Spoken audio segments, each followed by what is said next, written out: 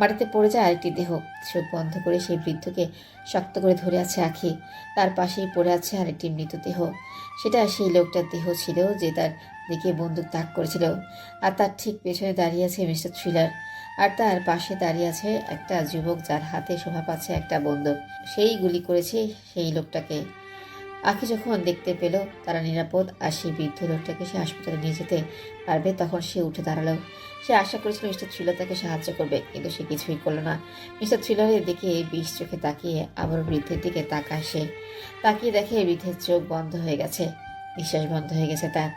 এদিকে যে লোকগুলো মানুষকে সতর্ক করছিল যাতে তাদের বিরুদ্ধে কেউ মুখ না খোলে, তারা ঘুরে তাকায় সেই যুবকের দিকে যে তাদের একজনকে মেরে ফেলেছে।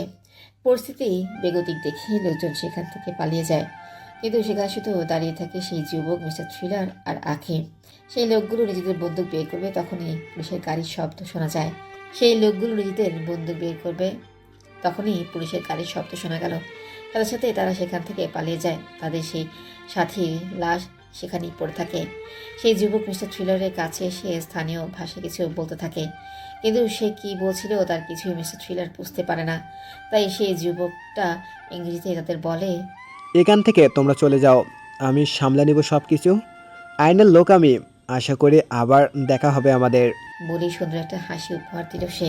মিস্টার থ্রিলার আখিকে নিয়ে সেখান থেকে চলে আসে আর গাড়িতে বসিয়ে সালমাকে হোটেলে ফিরে যাওয়ার নির্দেশ দেয়।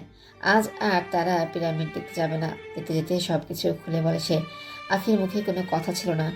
তার কোলে একটা লোক মারা গেছে, অথচ সে কিছুই করে উঠতে পারেনি। সেদিন সালমাকে বিদায় করে দিয়ে তারা আর কোথাও বের হয়নি।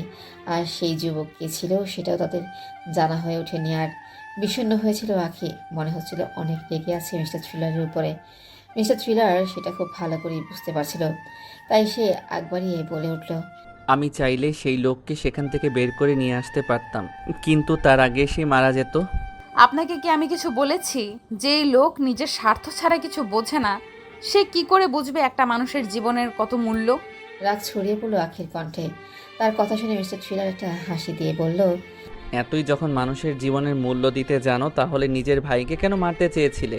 আখির মুখে একটা তাচ্ছিল্যে হাসি ফুটে ওঠে। চোখে তার পানি আর মুখে হাসি, বিচিত্র এক দৃশ্য। সচরাচর এরকম দৃশ্য দেখা যায় না। সে সেই রকম করেই বলতে লাগলো, একটা মানুষ আরেকটা মানুষকে তখনই খুন করতে যায় যখন তার সহ্যের ক্ষমতা শেষ হয়ে আসে। আপনি হয়তো জানেন না আমার ভাই কেমন ছিল। আমার ভাই ছিল একজন জানোয়ার। আমার ভাই বড়লোকের সন্তান, তাই রাস্তায় ফুর্তি করে বেড়াতো। যখন দেখলো সেটাতেও তার মন ভরছে না, তখন রাস্তায় দাঁড়িয়ে থাকা একটা মেয়েকে রেপ করে মেরে ফেলে। টাকা খাইয়ে সবার মুখ বন্ধ করে কেস বন্ধ করে দেয়। আর তার বন্ধুরা একদিন বাড়িতে আসে, মদের পার্টি করছিল তারা। তার একটা বন্ধু আমার সাথে অসভ্যতামি করতে থাকে।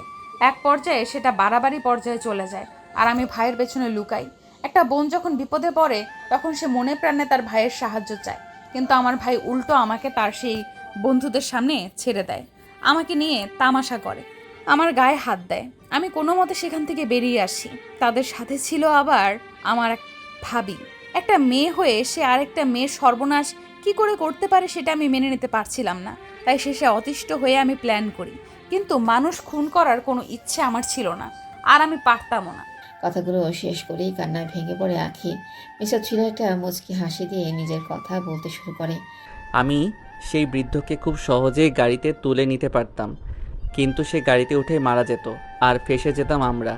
তাই আমি কিছু করি না। যেই যুবক আমাদের বাঁচিয়েছে সে আইনের কোনো লোক ছিল না, তার পিছনে অন্য কিছু রয়েছে। এখনই টিভি খুললে সেই খুনের ব্যাপারে জানতে পারবে। বলা হবে গ্যাং ওয়ার, কিন্তু সেই রকম কিছু নয়। সেটা খুব পরিকল্পিত খুন, আর যে খুন করিয়েছে সে খুব প্রভাবশালী। আখি আর কিছু শুনতে চায় না। মিস্টার থ্রিলারের কথাগুলো আর তার ভালো লাগছে না। শুধু যেই রহস্য সমাধান করতে এসেছে সেটা করতে পারলেই এখন তার শান্তি। পরদিন সকালে সালমা আসে হোটেলে। তাদের নিয়ে বেরিয়ে পড়ে পিরামিড দেখানোর জন্য। আখি কিছুতেই যেতে চাইছিল না, কিন্তু তাকে যেতেই হয়। পুরোপুরি ঘুরে বিকালের দিকে তারা প্রচণ্ড ক্ষুধার্ত হয়ে পড়ে। মিস্টার থ্রিলার সালমার থেকে সেখানকার সবচেয়ে দামি রেস্টুরেন্ট সম্বন্ধে জেনে নেয়। তারপর তিনজন মিলিয়ে সেখানে চলে যায়। সেখানে গিয়ে সবচেয়ে দামি আর ঐতিহ্যবাহী খাবার অর্ডার করে খাওয়া শুরু করে দেয়। মিস্টার থ্রিলারের খাওয়া দেখে কেউ অনুমান করতে পারবে না তার বডি এত ফিট কী করে। সালমাও অনেক কিছু খায়, কিন্তু শুধু আঁখি বেশি কিছু খেতে পারে না। খাওয়া দাওয়া শেষ করে রাজকীয় ভঙ্গিতে মিস্টার থ্রিলার ডেজার্ট খায়, আর সবশেষে তার সামনে হাজির করা হয় তার সবচেয়ে প্রিয় খাবার আইসক্রিম। পুরো 2 বাটি আইসক্রিম শেষ করে বোমাটা ফাটায় সে। তাতে তিনজনকে বলে সে তার মানিব্যাগ ভুলে ফেলে এসেছে হোটেলে। এদিকে সালমা হলো গাইড, তার কাছেও টাকা নেই, আর আঁখি তো এসেছে মিস্টার থ্রিলারের সাথে, তাই তার কাছেও টাকা নেই। তখন মিস্টার থ্রিলার রুপি নিক সালমার কাছ থেকে জেনে নেয় মিশরের পুলিশ বাংলাদেশের মতো কিনা সেটা। তারপর একটা প্ল্যান করে ফেলে। এইদিকে আঁখির মনের অবস্থা এমনিতেই ভালো নেই, তারপরে এসব কিছু দেখে অস্থির হয়ে উঠেছে সে। মিস্টার থ্রিলার তাদের দুজনকে বলে, তোমরা দুজন চলে যাও, এখানটা আমি সামনে নিব। বিনা পয়সায় কি করে এখান থেকে বের হওয়া যায় সেটাই আজ দেখাবো আমি। কথাটা শুনে একসাথে দুজনে অবাক হয়ে যায়, কারণ তারা মিশর আছে, টাকা ছাড়া বিনা পয়সায় সেখান থেকে বের হওয়া সম্ভব নয়। কিন্তু তা উপায় না পেয়ে তারা দুইজন বেরিয়ে পড়ে। বেরিয়ে যেতে যেতে দেখে ওয়েটার মিস্টার থ্রিলারের কাছে টাকার বিল দিতে এসেছে। বাইরে অপেক্ষা করছিল তারা দুজন। ঠিক 5 মিনিট পরেই ভেতরে মিশরীয় পুলিশ ঢুকতে দেখে। তারা দুজন ধরেই নেয় মিস্টার থ্রিলারকে পুলিশ ধরে নিয়ে যাবে। আর হলো সেটা। একটু পর পুলিশ তাকে সাথে করে তাদের গাড়িতে বসিয়ে দিল, আর গাড়ি চলতে শুরু করে দিল। সালমাও তার গাড়ি নিয়ে তাদের ফলো করতে শুরু করে দিল। এদিকে চিন্তার ঝড় বয়ে যাচ্ছে। কিছু দূর যাওয়ার পর পুলিশের গাড়িটা থেমে যায়। সেখান থেকে দরজা খুলে রাজকীয় ভঙ্গিতে নেমে আসে নিক। পুলিশের সাথে হাসি মুখে হাত মেলায়, তারপর তাদের দিকে তাকে একটা হাসি দিয়ে তাদের সমন্বয়ে চলে আসে। তারা দুজন অবাকের পর অবাক হয়ে গেছে। এখন শুধু অপেক্ষা সেটা শোনার, যে কি করে মিস্টার থ্রিলার ছাড়া পেল। কিন্তু সে কিছুই বলল না তাদের, চলে গেল হোটেলে। আখির মন ভালো হয়ে গেছে সেই জিনিসটা ভেবে ভেবে, কিন্তু নিক কিছুতেই তাকে বলছে না, কারণ সে কেস নিয়ে মাথা ঘামাচ্ছে। কাল সকালেই সব খবর তার হাতে চলে আসবে, কিন্তু তার আগে কিছু হাতের কাজ সেরে নিচ্ছে। কেসের সব ফাইল ভালো করে পড়ছে, আর সেগুলো মিলিয়ে নিচ্ছে একটার সাথে। এরকম করেই রাত পার হয়ে গেল। সকালবেলা তারা আবার বের হয়ে গেল মিশরের রাস্তায়। বিভিন্ন জায়গায় ঘোরার পর সালমা নিককে জিজ্ঞেস করে। আচ্ছা, কাল আপনি পুলিশ থেকে কি করে ছাড়া পেলেন? তার কথা শুনে মিস্টার থ্রিলার হাসতে হাসতে বলল, পুলিশ যেই দেশেরই হোক, সেটা পুলিশ, আর টাকার সামনে সব পুলিশই বাংলাদেশি পুলিশ হয়ে যায়। কিছুই বুঝতে পারলাম না। আপনি তো টাকা নিয়ে যাননি, তাহলে টাকার কথা আসছে কি করে? আবার প্রশ্ন করে সালমা। মিস্টার থ্রিলার আবারও হেসে জবাব দেয়, আমি টাকা নিয়ে গিয়েছিলাম, আর তোমাদের দুজনকে একটু চমকে দেওয়ার ইচ্ছে ছিল, তাই ইচ্ছা করি সবচেয়ে দামি হোটেলে গিয়ে ভালো ভালো খবর খেয়ে বিল করি। তারপর জানতাম বিল দিতে না পারলে পুলিশ কেস হবে, তাই হলো। পুলিশ আমাকে নিয়ে যেতে লাগলো, আর গাড়ির ভিতরেই আমি তাদের সাথে খাবারের অর্ধেক বিল ঘুষ হিসেবে দিয়ে ছাড়া পেয়ে গেলাম। কথা শেষ হতেই ফোন বেজে ওঠে মিস্টার থ্রিলারের। ফোনের দিকে তাকাতেই চোখ মুখ গম্ভীর হয়ে যায় সে। তাতে দুইজনের থেকে দূরে গিয়ে বেশ কিছুক্ষণ কথা বলে। কথা শেষ করে এসে সালমাকে বিদায় করে দিয়ে সে আখিকে নিয়ে ফিরে আসে হোটেলে। তার এইরকম আচরণ আখির কাছে অস্বাভাবিক লাগে, আর আজকে সব তথ্য আসার কথা তাদের কাছে। সব মিলিয়ে সে বুঝে নেয় হয়তো সাংঘাতিক কিছু ঘটে গেছে, তাই সে আলাদা করে আর কিছু জিজ্ঞেস করে না। কিছুক্ষণ বাদেই মুখ খুলে মিস্টার থ্রিলার, আর সে যা বলে তা শুনে হতভম্ব হয়ে যায় আঁখি। কারণ আমেরিকার যে কলেজে সেই 4 জন পড়াশোনা করতো, তাদের সাথে যারা মিশর এসেছিল তারা ছড়িয়েছিল পৃথিবীর বিভিন্ন প্রান্তে। কিন্তু রহস্যজনকভাবে এক এক করে মারা গেছে সবাই। কেউ বা সুইসাইড করেছে, আবার কেউ বা দুর্ঘটনার শিকার। তাদের কেউ আর বেঁচে নেই। আঁখি মিস্টার থ্রিলারের মুখের দিকে তাকিয়ে দেখে কি যেন বিড়বিড় করছে। কথাটা অস্পষ্ট, কান খাড়া করে আঁখি যেটা শুনল সেটা শোনার সাথে সাথে তার পায়ের নিচের মাটি সরে গেল। মিস্টার থ্রিলার বারবার বলছিল, অভিশাপ, প্রাচীন অভিশাপ। প্রাচীন অভিশাপ। কথাটা আখির মাথার ভেতর বারবার ঘুরতে লাগলো। কথা সে আগেও বেশ কয়েকবার বেশ কিছু জায়গায় পড়েছে। কথাটার অর্থ হলেও কোনো কিছুর মাধ্যমে অভিশপ্ত কোনো বস্তু, আর সেটা সবচেয়ে বড় প্রমাণই এই মিশর দেশ। ফেরাউনদের দেশে এটা সবচেয়ে বেশি প্রচলিত।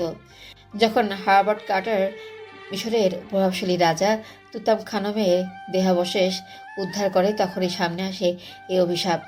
অনেক গবেষণা আর অনেক অর্থ ব্যয়ের পর সেই মমি আবিষ্কার করা গিয়েছিল। প্রাচীন মিশরে একটা নিয়ম ছিল যে কোনো বাদশা মারা গেলে তাদের দেহ মমি আকারে রাখা হবে, যাতে করে তাদের দেহ নষ্ট না হয়। আর তাদের বিশ্বাস ছিল যদি রাজাদের দেহ ঠিক থাকে তাহলে তারা মৃত্যুর পরেও আরেক দুনিয়ায় গিয়ে রাজার মতোই থাকতে পারে। সেই জন্য তাদের সাথে পুঁতে দেওয়ার হতো প্রচুর অর্থ সম্পদ। আর সবচেয়ে নিষ্ঠুর যে কাজ করা হতো সেটা হলো অনেক দাসীকে জীবিত কবর দেওয়া হতো রাজার আশেপাশে, যাতে করে তারা মৃত্যুর পরেও সেই রাজার দেখাশোনা করতে পারে। কিন্তু আরেকটা যে বিষয় প্রাচীন মিশরে চলতো সেটা হলো একটা অভিশাপ দেওয়া হতো সেই রাজাদের কফিনের সাথে। তাদের বিশ্বাস তাদের রাজা ঘুমের মাধ্যমে শান্তিতে পরের জীবনে আগের জীবনের মতোই থাকবে।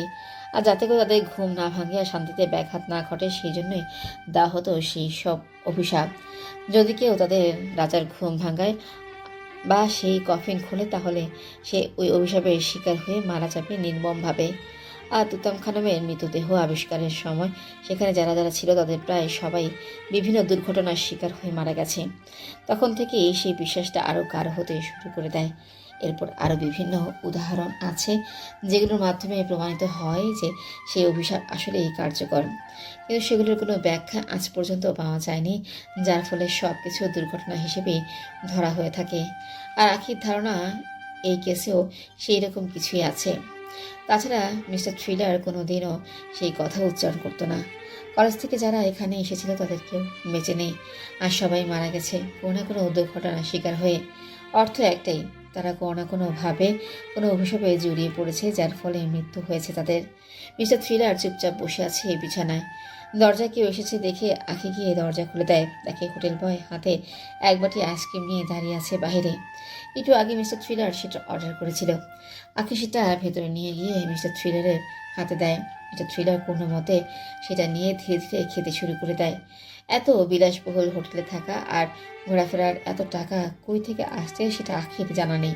তার জানার কোনো ইচ্ছেও নেই, কারণ মিস্টার থ্রিলার টাকার জন্যই সব কিছু করে সেটা সে জানে। আর তার বুদ্ধির অলঙ্কারের সামনে এইসব টাকা পয়সা খুবই অল্প। আইসক্রিম শেষ করে মিস্টার থ্রিলার মুখ খোলে। অনেকক্ষণ পর যেন তার বুদ্ধি খুলে গেছে। আখির দিকে একবার তাকায়, তারপর বলে, তুমি যা যা ধারণা করেছো তার প্রায় 90 ভাগই সত্য। প্রাচীন অভিশাপের সাথে কোনোভাবে যুক্ত আছে এই মিশরে কোনো জিনিস, আর সেটাই এখন আমাদের খুঁজে বের করতে হবে। কিন্তু কথা হচ্ছে এইসব অভিশাপ সব লোক দেখানো, এইসব আমি কিছুতেই বিশ্বাস করি না। কারণ তুতানখামের মমি আবিষ্কারের সময় তারা একটা অভিশাপ পেয়েছিল, সেখানে লেখা ছিল যারা তাকে জাগানোর চেষ্টা করবে তারা সবাই রাজা তুতানখামের অভিশাপে মারা যাবে। অবশ্য হয়েছিল সেটাই, কিন্তু সেই খনন কাজ যার নেতৃত্বে হয়েছিল সেই হাবার্ট কার্টার দিব্যি শেষ জীবন পর্যন্ত বেঁচে ছিল। তার মৃত্যু খুব স্বাভাবিকভাবেই হয়েছিল, বয়সও ছিল অনেক তার। এই একটা জিনিসই যথেষ্ট এটা প্রমাণ করার জন্য যে ওইসব কোনো অভিশাপ নয়, সব কিছুই ছিল নিছক দুর্ঘটনা। মিস্টার থ্রিলারের কথা শুনে আঁখি আরও অবাক হয়ে যায়, কারণ সে মনে হয় ভাবছিল সেগুলো নাইমুল ইসলাম ওরফে মিস্টার থ্রিলারের জানার কথা নয়। কিন্তু সে মুখে কিছুই প্রকাশ করল না। আন্দাজ করে নিলেও মিস্টার থ্রিলার থট রিডিং জাতীয় কিছু জানে। কেউ আঁখি তাকে একটা জিনিস জানার জন্য প্রশ্ন করলো, আচ্ছা, তারা সবাই যে প্রজেক্টের জন্য মিশর এসেছিল সেটা কি ছিল? এখানে এখন তো আর শুধু 4টা খুনের তদন্ত করলে চলবে না। যদি এসব কোনো মানুষ করে থাকে তাহলে সেই সব ছাত্র ছাত্রীদেরও খুন হয়েছে, আর এগুলো যারা করেছে তারা একটা দলেরই। তুমি ভুল করছো আখি, আমি এখানে সেসব খুনের তদন্ত করতে আসিনি। আমি এখানে এসেছি সেই 4টা খুনের তদন্ত করতে। বাকিগুলো খুন হোক বা দুর্ঘটনা তাতে আমার কিছু যায় আসে না, কারণ আমি তাদের পরিবারের কাছ থেকে কোনো টাকা পয়সা কিছু নেইনি যে তাদের খুনের তদন্ত করতে যাব। যে আমাকে টাকা দিয়েছে আমি শুধু তারই কাজ করব, আর কারো নয়। ঝাঁঝালো কণ্ঠে জবাব দিল মিস্টার থ্রিলার। তারপর আঁখিকে কোনো কথা বলার সুযোগ না দিয়ে আবারও বলতে শুরু করে দিল, ভুলে যাবে না তুমি আমার সহকারী। আর আমেরিকার সেই কলেজ থেকে যারা এখানে এসেছিল তাদের সংখ্যা ছিল মোট 20 জন। তাদের সাথে 2 জন শিক্ষক ছিল, মোট 22 জন হলো তাহলে। কিন্তু আমাদের সৌভাগ্য এতটাই ভালো যে তাদের কারোর সাথে আর জীবিত থাকতে কথা বলা যাবে না। তারা এসেছিল এখানে একটা প্রজেক্টের জন্য, সেটা ছিল প্রাচীন একটা মমি খোঁজার জন্য। আমেরিকা থেকে একদল গবেষক এসেছিল। ধারণা করা হয়েছিল মমিটা ছিল একটা রানীর, কিন্তু যখন সেটা খুঁজে বের করা হয় তখন দেখা যায় সেটা একজন পুরুষের মৃতদেহ। তারা ভুল জিনিস খুঁজে পেয়েছে বলে হতাশা হয়ে আবার ফিরে যায়, কিন্তু তাদের গবেষণাতে কোনো ভুল ছিল না। সেই গবেষক দলের সবাই বেঁচে আছে, তাদের সাথে কথা বলে এতটুকুই জানা গেছে। মাটির অনেক গভীরে ছিল সেই পিরামিড। রাজকীয় সেই পিরামিডে কোনো রাজা অথবা রানীর মমি থাকার কথা। আর সেটা যেই সময়ে এর তৈরি, সেই সময় একটা রানী শাসন করত। কিন্তু পাওয়া গিয়েছে একটা পুরুষের লাশ। আর আরও আশ্চর্যের বিষয় হলো, সেখানে কোনো মণি মুক্ত কিছুই পাওয়া যায়নি। আর প্রাচীন আমলে তারা ছাড়া সেখানে আর কারো পায়ের ছাপ সেখানে পড়েনি যে ধরে নেওয়া যাবে চোর বা ডাকাত সেগুলো লুট করেছিল। এক কথায় তারা সবাই একটা রহস্য হাতে করে ফিরে গেছিল। কিন্তু তারা সবাই কলেজ থেকে নিজ নিজ দেশে ফিরে যায় আর ফিরে আসে না। সেই স্টুডেন্টগুলোই শুধু মারা গেছে, কিন্তু সেই শিক্ষকদের কিচ্ছু হয়নি। এখন এখান থেকে একটা ধারণা করতে পারি, সেটা হলো এইসব কিছু একটা দুর্ঘটনা। আর আরেকটা জিনিস চিন্তা করা যেতে পারে, সেটা হলো সেই দুইজন শিক্ষক হয়তো কিছু জানে তাদের ব্যাপারে, কিন্তু এটা হওয়ার কোনো চান্স নেই। যদি সেই শিক্ষক দুইজন কিছু জানে তাহলে তারাও মারা যেত। সর্বশেষ আরেকটা ধারণা করা যায় যে সেই দুইজনই এইসব খুনের সাথে জড়িত, কিন্তু সেটারও কোনো সম্ভাবনা নেই। তাদের ব্যাপারে সব খবর নিয়ে নিয়েছে আমার সেই লোক, তারা দুইজন কিছু জানে না। এইটুকু বলে থেমে যায় মিস্টার থ্রিলার। আখির মনের অবস্থা ভালো নয়, কারণ সে মিস্টার থ্রিলারকে যত দেখছে তত অবাক হচ্ছে। একটা মানুষ এতটা নিষ্ঠুর কী করে হতে পারে সেটা তার জানা ছিল না। সে শুধু চুপচাপ শুনে যাচ্ছে সব কিছু। মিস্টার থ্রিলার তার দিকে তাকিয়ে মুচকে একটা হাসি দিয়ে আবারও সেই সব কাগজপত্র ঘাঁটতে লেগে যায়। সেই সব কাজ করতে করতে সে আখির দিকে তাকিয়ে বলে, আজ বিকালে আমরা রওনা দিব সেই পিরামিডের কাছাকাছি, যেখানে সেই প্রাচীন মমি খুঁজে পাওয়া গিয়েছিল, যেখান থেকে রানীর লাশের পরিবর্তে বেরিয়ে এসেছিল পুরুষের লাশ। সেখানে গিয়ে জিজ্ঞাসাবাদ করতে হবে আমাদের। আখি শুধু মাথা নাড়ায় সম্মতি দিল। বিকেল হতেই তারা রওনা হয়ে গেল সেই জায়গার উদ্দেশ্যে। বরাবরের মতো সালমা গাড়ি চালিয়ে নিয়ে যাচ্ছে। মিস্টার থ্রিলার বসে আছে তার পাশেই। পিছনের সিটে বসে আছে আখি। শহর থেকে বেশ কিছুটা দূরে একটা নির্জন জায়গায় পাওয়া গিয়েছিল সেই পিরামিডের সন্ধান। সেই যেন পৌঁছাতে রাত দেরি হচ্ছে। আখি আপন মনে কিছু ভাবছিল। সেই সময় দেখে সালমা গাড়ি চালাচ্ছে আর এগিয়ে যাচ্ছে মিস্টার থ্রিলারের দিকে। একটা হাত স্টিয়ারিং এর উপর আর একটা হাত ধীরে ধীরে মিস্টার থ্রিলারের হাতের দিকে বাড়িয়ে দিচ্ছে, আর মুখে ঘাল করে একটা হাসি ফুটিয়ে রেখেছে। দৃশ্যটা আখির কাছে অসহ্য লাগলো। সে নিকের দিকে তাকিয়ে দেখে সেও মুচকি মুচকি হাসছে। এইবার আর সহ্য করতে পারলো না, চিৎকার করে গাড়ি থামতে বলল। সাথে সাথে সালমা ব্রেক কষে দেয়। সামনে দুজন পেছনে তাকিয়ে বোঝার চেষ্টা করে আসলে গাড়ি থামানোর কারণটা কি। আখি বুঝতেই পারে না তখন আসলে তার কি বলা উচিত, তাই সে পানি খেতে চায়। মিস্টার থ্রিলার সামনে থেকে নেমে পেছনে গিয়ে ব্যাগ বের করে তাকে পানি দেয় আর পেছনের সিটে গিয়ে বসে। গাড়ি আবার চলতে শুরু করে দেয়। আখি এমন ভাব করে যেন তার শরীর খারাপ, তাই সে মিস্টার থ্রিলারের কাঁধে মাথা রেখে শুয়ে আছে। আয়নায় সেই দৃশ্য দেখে সালমা স্টিয়ারিংয়ে একটা বাড়ি মারে। সেটা আখির চোখ এড়ায় না। সে মুচকে একটা হাসি দেয়, আর এদিকে সালমা রেগে গাড়ির স্পিড বাড়িয়ে দেয়। তারা তিনজন দাঁড়িয়ে আছে সেই জায়গায়। সেখানে তখনও খনন কাজ চলছিল, তাই কর্মীরা সেখানে ছিল। সেই সব লোকদের ভাষা আবার নিক আর আখি বুঝতে পারে না। সেই কারণে সালমাকে মিস্টার থ্রিলার কিছু কিছু জিনিস বলেছে, যার কারণে তারা এখানে এসেছে। আর সালমা আর্কিওলজি নিয়ে পড়াশোনা করার কারণে এইসব বিষয় নিয়ে অনেক কিছু জানে, যার কারণে অনেক সুবিধা হয়েছে তাদের। মিস্টার থ্রিলার সালমাকে বুঝিয়ে দিয়েছে কী কী প্রশ্ন করতে হবে তাদের, আর সেই অনুযায়ী সালমা সেই সব কাজ করে যাচ্ছিল। কিন্তু সেই সাইটের ভেতরে সাধারণ মানুষের প্রবেশ নিষেধ। তবু বেশ কিছু কায়দা করে সালমা তাদের ভেতরে নিয়ে যায়। সেখানে গিয়ে তারা সেই জায়গাটা ভালো করে দেখতে থাকে। প্রাচীন স্থাপত্য, আনুবিস এর বিশাল বিশাল মূর্তি সহ আরও অনেক কিছু। আনুবিস হলো প্রাচীন গ্রিক দেবতা, মাথা শেয়ালের আর দেহ মানুষের। এদিকে অন্ধকার হয়ে আসছে আর সেই জায়গাটা অন্য এক রূপ নিতে শুরু করে দিয়েছে। তাদের বারবার মনে হচ্ছিল তারা যেন প্রাচীন মিশরে সেই শহরে ঢুকে পড়েছে, যেখানে রাজ করছে এক সাহসী বীর রানী। তাদের মতো বিদেশিদের দেখার সাথে সাথেই হয়তো কিছু রক্ষী তাদের ধরে নিয়ে গিয়ে রানীর সামনে পেশ করবে, আর রানী তাদের শুলে চড়িয়ে দিবে। পিরামিডের ভেতরে একটা গোপন চেম্বারের ভেতর বন্দী হয়েছে তারা তিনজনের হাত পা সব বাঁধা। চিৎকার করে সাহায্য চাইতে পারবে, কিন্তু তাদের চিৎকার শোনার মতো কেউ নেই সেখানে। আর থাকবেই বা কী করে, তারা যে মাটির নিচে রয়েছে। বাইরে চিৎকার পৌঁছে দিয়েই পারবে না। আখি আর সালমার জ্ঞান ফেরেনি, শুধু সোজা চোখে চারিদিকে তাকিয়ে দেখছে। এই মুহূর্তে তার কিছুই করার নেই। চুপচাপ দেখা ছাড়া। ধীরে ধীরে সালমা আর আঁখি চোখ মিলে তাকায়। তারাও কিছু বলে না, শুধু মন করার চেষ্টা করে তারা আসলে কোথায় আছে। চোখে সামনে ভেসে ওঠে সেই দৃশ্য, যখন সালমা গিয়ে সেই লোকগুলোকে জিজ্ঞেস করেছিল সেই মমির ব্যাপারে, আর সাথে সাথে সেই পিরামিড আর কি পাওয়া গেছে সেগুলো সম্বন্ধে। তখন তারা তেমন কিছুই গুরুত্বপূর্ণ জিনিস জানতে পারে না।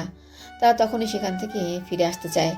গাড়িতে উঠে যখন গাড়ি চালানো শুরু করে দেয়, তখন কিছু দূর যাওয়ার পর একটা লোক তাদের গাড়ি আটকে দাঁড়ায়।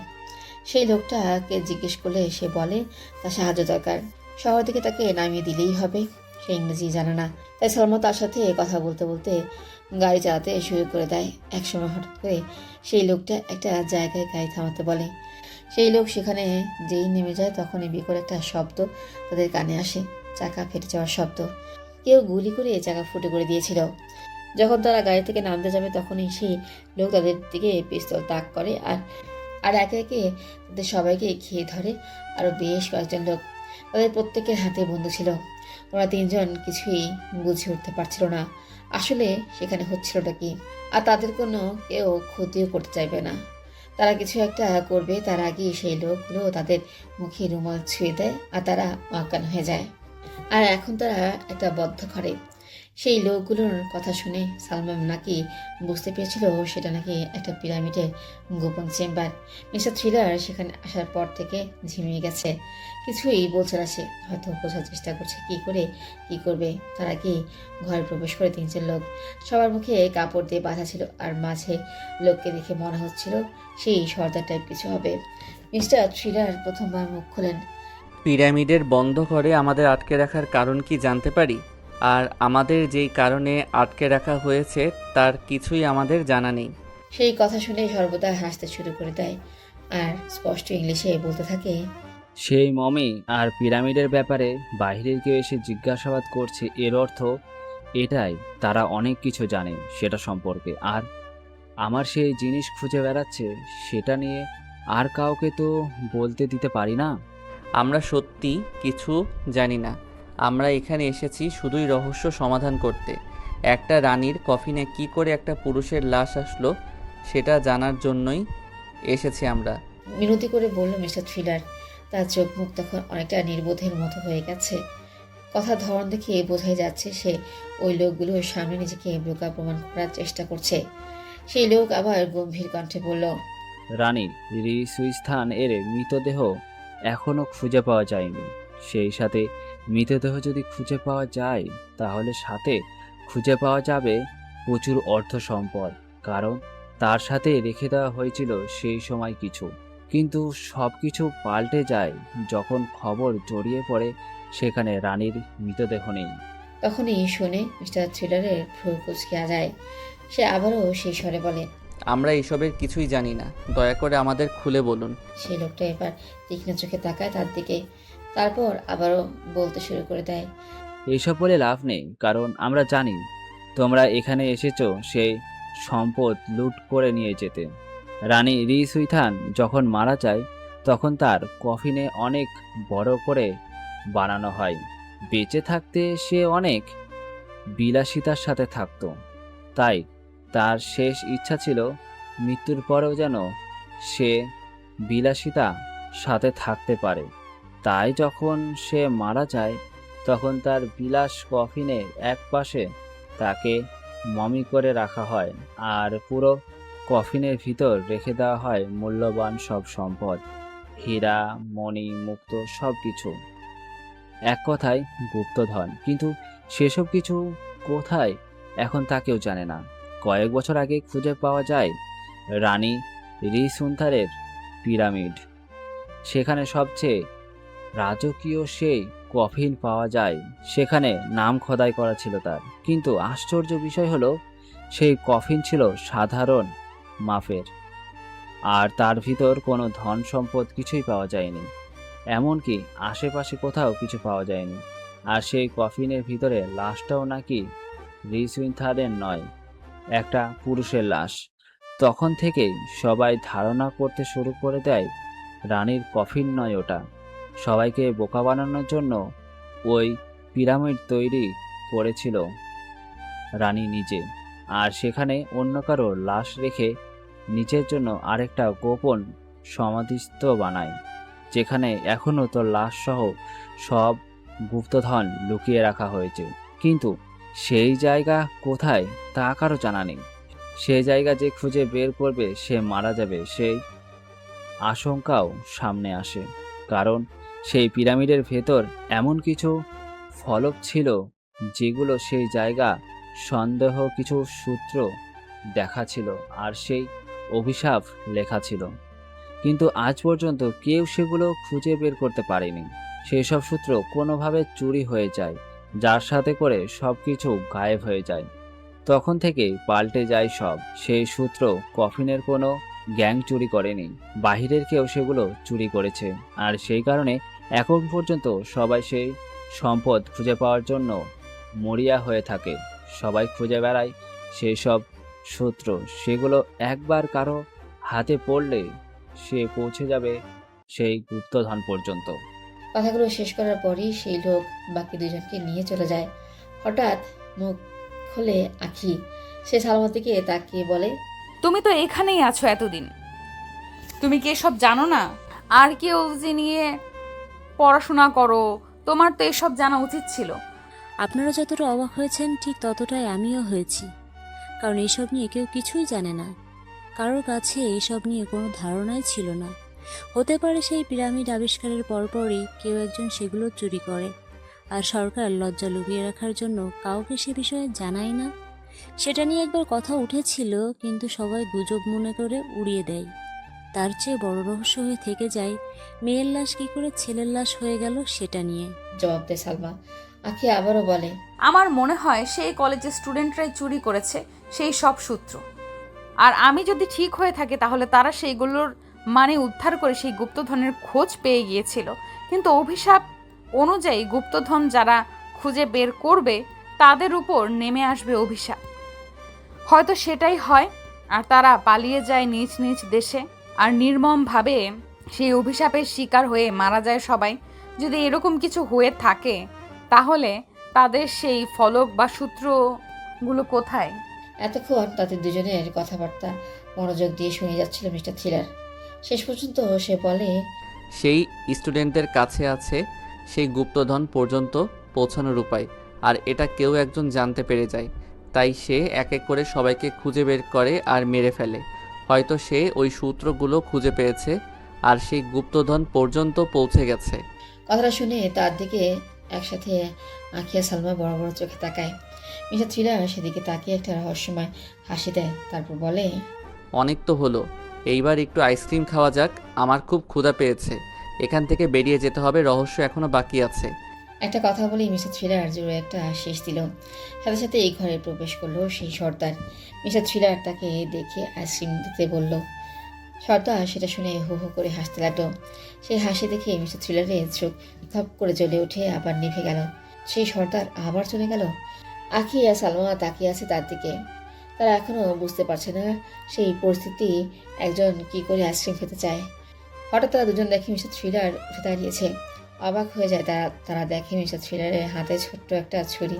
সেটা দিয়ে নিজের বাঁধন খুলছে। সেটা বুঝতে বাকি থাকে না তাদের। আখি এবং সালমাদেরও মুক্ত করে দেয় সে। তারপর আবার একটা শীষ বাজায় আর দরজার সাইডে দাঁড়িয়ে থাকে। যেই সেই লোকটা দরজা দিয়ে ঢুকতে যাবে তখন মিস্টার থ্রিলার তার গলায় সেই ছোট্ট ছুরিটা বেঁধে ধরে আর তাকে সামনে রেখে এগিয়ে যেতে থাকে। যেই তারা বাইরে বের হওয়ার সাথে সাথে তাদের ঘিরে ধরে কয়েকজন। তাদের সবার হাতে বন্ধু ছিল, কিন্তু তাদের সর্দারের জীবনের ঝুঁকি নিতে কেউ রাজি নয়। তখন মিস্টার থ্রিলার সবাইকে আদেশ দেয় বন্দুক ফেলে দেওয়ার জন্য। তারা সেটাই করে। তারপর সালমাকে বলে সব বন্দুক তুলে নিতে। সালমা সেটাই করে। তারপর মিস্টার থ্রিলার সেই ছুরি পকেটে রেখে বন্দুক তাক করে ধরে সেই লোকের মাথায়। আখি আর সালমা একটা করে বন্দুক হাতে নেয়। তারপর সেই বদ্ধ জায়গা থেকে বেরিয়ে আসে। সেটা আসলে কোনো পিরামিড ছিল না, সেটা আসলে একটা কারখানা ছিল। সালমা ভুল শুনেছে। বাইরে দুটো গাড়ি ছিল, একটা তারা যেটাতে করে এসেছিল, গাড়ির চাকা ঠিক করেছে সেই লোকগুলো, সেটাতে চড়ে বসে তারা। আর বাকি একটা গাড়ির সব কয়টা চাকাতে গুলি করে সেগুলো পাংচার করে দেয়। সর্দারকে নিয়েই তারা সেই গাড়ি নিয়ে রওনা দেয়। পেছন থেকে হঠাৎ গর্জে ওঠে বন্দুক। একটা গুলি এসে লাগে সোজা আখির হাতে। চোখ জলদল করে ওঠে মিস্টার থ্রিলারের। বুঝতে পারে কারো কাছে এক্সট্রা বন্দুক ছিল, সেই গুলি করেছে পেছন থেকে, কিন্তু ভুল করে সেটা তার জায়গায় আখির গায়ে লেগেছে। কিন্তু সালমার কথায় সে বুঝতে পারে সেই লোকগুলোর লক্ষ্য ঠিকই ছিল। তাকে বাঁচাতে গিয়ে আখি গুলি লেগেছে। মিস্টার থ্রিলার সেই লোকগুলোর সর্দারের পায়ে হাঁটুতে একটা গুলি করে রাস্তায় ফেলে দেয় আর গাড়ি সোজা হাসপাতালে নিয়ে যাওয়ার নির্দেশ দেয় সালমাকে। গাড়ির গতি কিসের জন্য যাবে তার বদলে ধীরে ধীরে কমতে শুরু করে দেয়। মিস্টার থ্রিলার লক্ষ্য করে সালমার চোখে মুখে একটা বিস্ময় ছেয়ে আছে। সামনে তাকিয়ে দেখে ফাঁকা রাস্তা দিয়ে এগিয়ে আসছে একটা ট্রাক, আর সেটা তাদের গাড়ির দিকে এগিয়ে আসছে। সালমা চিৎকার করে ঘোষণা দেয় যে গাড়ির পেট্রোল ফুরিয়ে গেছে। তাদের হাতে যখন তখন সময় খুব কম, যদি তাড়াহুড়া করে কিছু করা না যায় তাহলে সেই ট্রাক তাদের পিছিয়ে চলে যাবে। গাড়ি আর এক পাও নড়ল না, তাই তারা যত দ্রুত সম্ভব গাড়ি থেকে নেমে গেল। তারা নেমে যাওয়ার সাথে সাথে বিশাল সেই ট্রাক জোরে জোরে এসে ধাক্কা দিল সেই গাড়িকে। গাড়িটা উড়ে গিয়ে তাদের সামনে এসে পড়ল, আর সাথে সাথে সেখান থেকে আগুন লেগে গেল। তারা যদি সেই গাড়িতে থাকতো তাহলে তাদের অবস্থা সে আগুনের মতোই শেষ হয়ে যেত। অবস্থাটা ভাবতেই মিস্টার থ্রিলার বাদে বাকি দুইজন শিউর উঠে। আখির হাত দিয়ে রক্ত বেরিয়ে যাচ্ছে। কিছু একটা তাড়াতাড়ি করতে হবে, তা না হলে রক্ত বেরিয়ে সে মারা যাবে। সেই ট্রাক আর পিছনে না তাকিয়ে সোজা রান্না ধরে চলে যায়। জনমানবহীন জায়গায় যখন কিছু করার ছিল না, তখন একটা গাড়ি উদ্দেশ্য করে একটা যুবক সেই গাড়ি থেকে নেমে যায়। মিস্টার থ্রিলার চিনতে পারে তাকে। সেটা ওই যুবকটাই ছিল যে রাস্তায় তাদের বাঁচিয়েছিল সেই গুন্ডাগুলোর হাত থেকে। মিস্টার থ্রিলার আর কোনো কিছু না ভেবে আখিকে নিয়ে গাড়িতে উঠে বসে। সবাই গাড়িতে উঠে বসার সাথে সাথে গাড়ি ছেড়ে দেয় আর একেবারে হাসপাতালে এসে পৌঁছায়। তারপর তারা আখিকে একটা পাসওয়ার্ডে ভর্তি করিয়ে দিয়ে বসে পড়ে সব রহস্যের জট খোলার জন্য। মিস্টার থ্রিলারের তীক্ষ্ণ নজরের এই দিকে, মুখটা হাসি হাসি মুখ। ঠিক সেই সময় হঠাৎ করে মিস্টার থ্রিলার নিজেকে একেবারে সাধারণ ভেবে নেয়। একটা হোটেলে বসেছিল তারা, হঠাৎ করে সেই যুবক সেখানে আইসক্রিম অর্ডার করে। ভ্রু কুঁচকে যায় মিস্টার থ্রিলারের। সেই যুবক হাসি হাসি মুখে তাদের দিকে তাকিয়ে বলে, এই জায়গার আইসক্রিম আমার অনেক প্রিয়। এরা এমন এক উপায়ে আইসক্রিম তৈরি করে যে সেটার স্বাদ মুখে লেগে থাকে। সাদা ভ্যানিলা আইসক্রিমের উপর অল্প কিছু কিটক্যাটের গুঁড়ো, সাথে উপরে খাঁটি কিছুটা মধু আর তাদের স্পেশাল কিছু উপাদান দেয় যা সেটার স্বাদকে আরও দ্বিগুণ করে তোলে। এখানে আসলে আমি আইসক্রিম না খেয়ে কখনোই যাই না। মিস্টার থ্রিলার একবার মনে করেছিল যে সে আইসক্রিম খাবে না। সেটা সেই যুবক কী করে জানবে? কিন্তু তার কথা শোনার পর সেই সন্দেহ দূর হয়ে যায়। বরং সেই যুবকটাও তার মতো আইসক্রিম প্রিয়, সেটা জেনে খুশি হয়। আজকে আসার পর খুব সুন্দর করে সেগুলো শেষ করে তারা তিনজন। মিস্টার থ্রিলার মানতে বাধ্য হয় সেখানকার আইসক্রিম কতটা সেরা। সেই যুবক আবার মুখ খুলে, আমি আসলাম শেখ, মিশর পুলিশ ডিপার্টমেন্টের সদস্য। তখন রাস্তায় আপনাদের সাথে দেখা হয়েছিল, মনে হয়েছিল আপনারা ভালো মানুষ, তাই আর জিজ্ঞাসাবাদ কিছু করা হয়ে ওঠেনি। কিন্তু যখন আজকে আমি বাড়ি ফিরছিলাম তখন হঠাৎ করে বিকট একটা শব্দ কানে যায়। তখন গাড়ি ঘুরিয়ে সেদিকে গিয়ে দেখি আপনারা দাঁড়িয়ে আছেন আর একজন আহত। মিস্টার থ্রিলার আইসক্রিমের শেষ চামচ মুখে দিয়ে বলতে শুরু করে, এখানে একটা খুনের তদন্ত করতে, কিন্তু কিসের কি সব ভেস্তে দেয় সেই লোকগুলো। পিরামিডে একটা রহস্য পেয়ে সেখানে যাই আমি, আর ডাকাতরা বন্দি করে আমার সহকারী। সেখান থেকে কোনো মতে বাংলাদেশ পালিয়ে আসছিলাম, তখন একটা ডাকাতের গুলি লাগে আখির হাতে।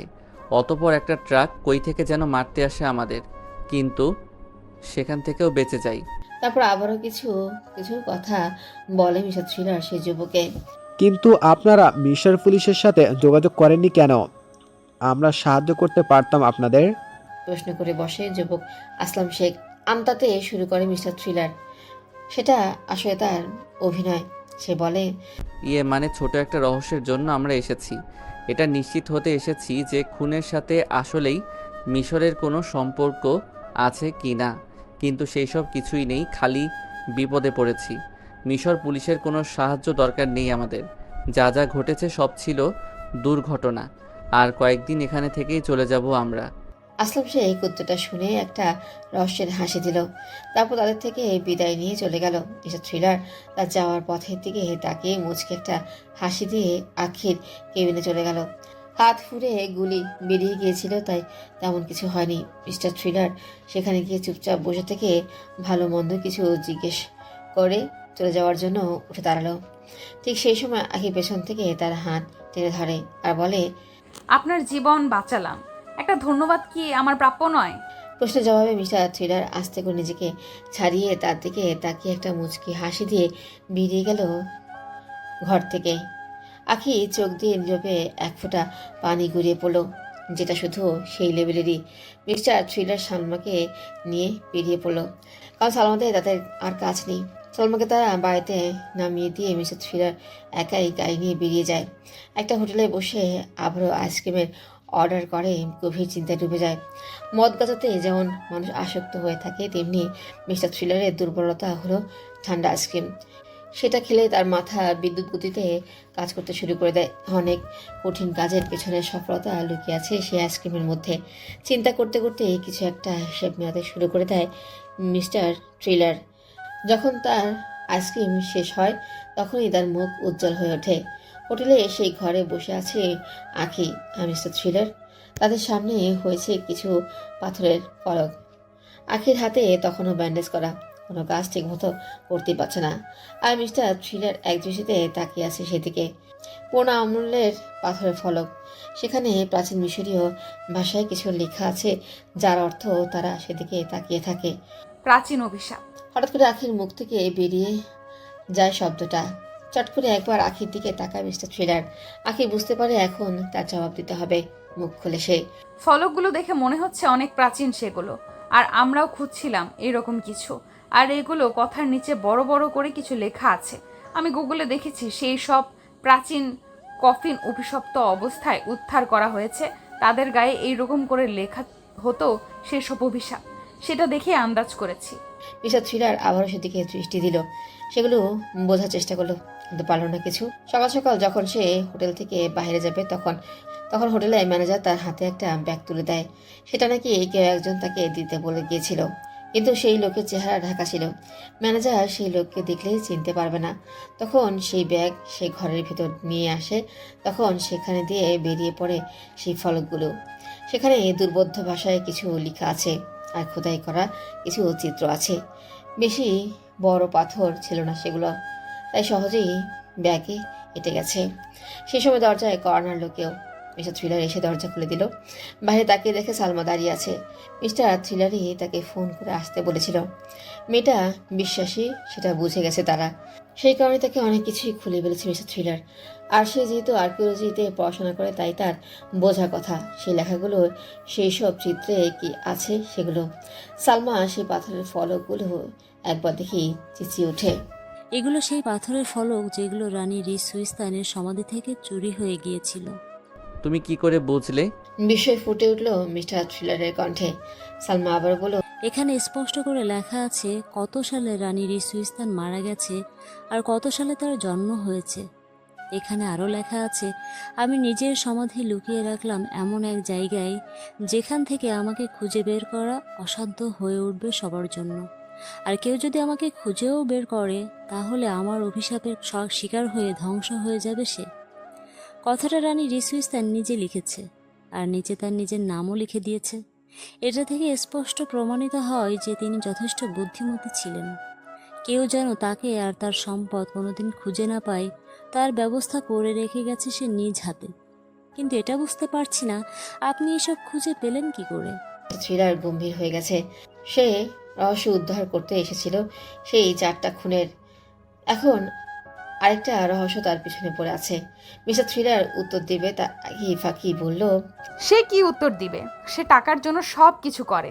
এই সবের জন্য তো তাকে কেউ টাকা দেয়নি যে সে ওসব মমি টমি খুঁজে বের করবে।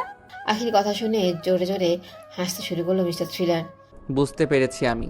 সেই ফলকে নিশ্চয়ই সেই গোপন জায়গার নকশা আছে, সেটা নিশ্চয়ই তুমি খুঁজে বের করতে পারবে। আর কি করে সেই ফলকগুলো সে পেয়েছে সেগুলো খুলে বলে মিস্টার থ্রিলার। আখি একবার সেই ফলকগুলোর ছবি তুলে নেয়, তারপর বলে, অনেক পুরনো আমলের নকশা, লাইব্রেরি ছাড়া এটার মানে বের করা সম্ভব নয়। আমাকে 12 ঘন্টা সময় দিন, সেই জায়গা কোথায় আমি বলে দিতে পারবো। মিস্টার থ্রিলার মুচকে এসে সময় দিল তাকে। সালমা চলে গেল।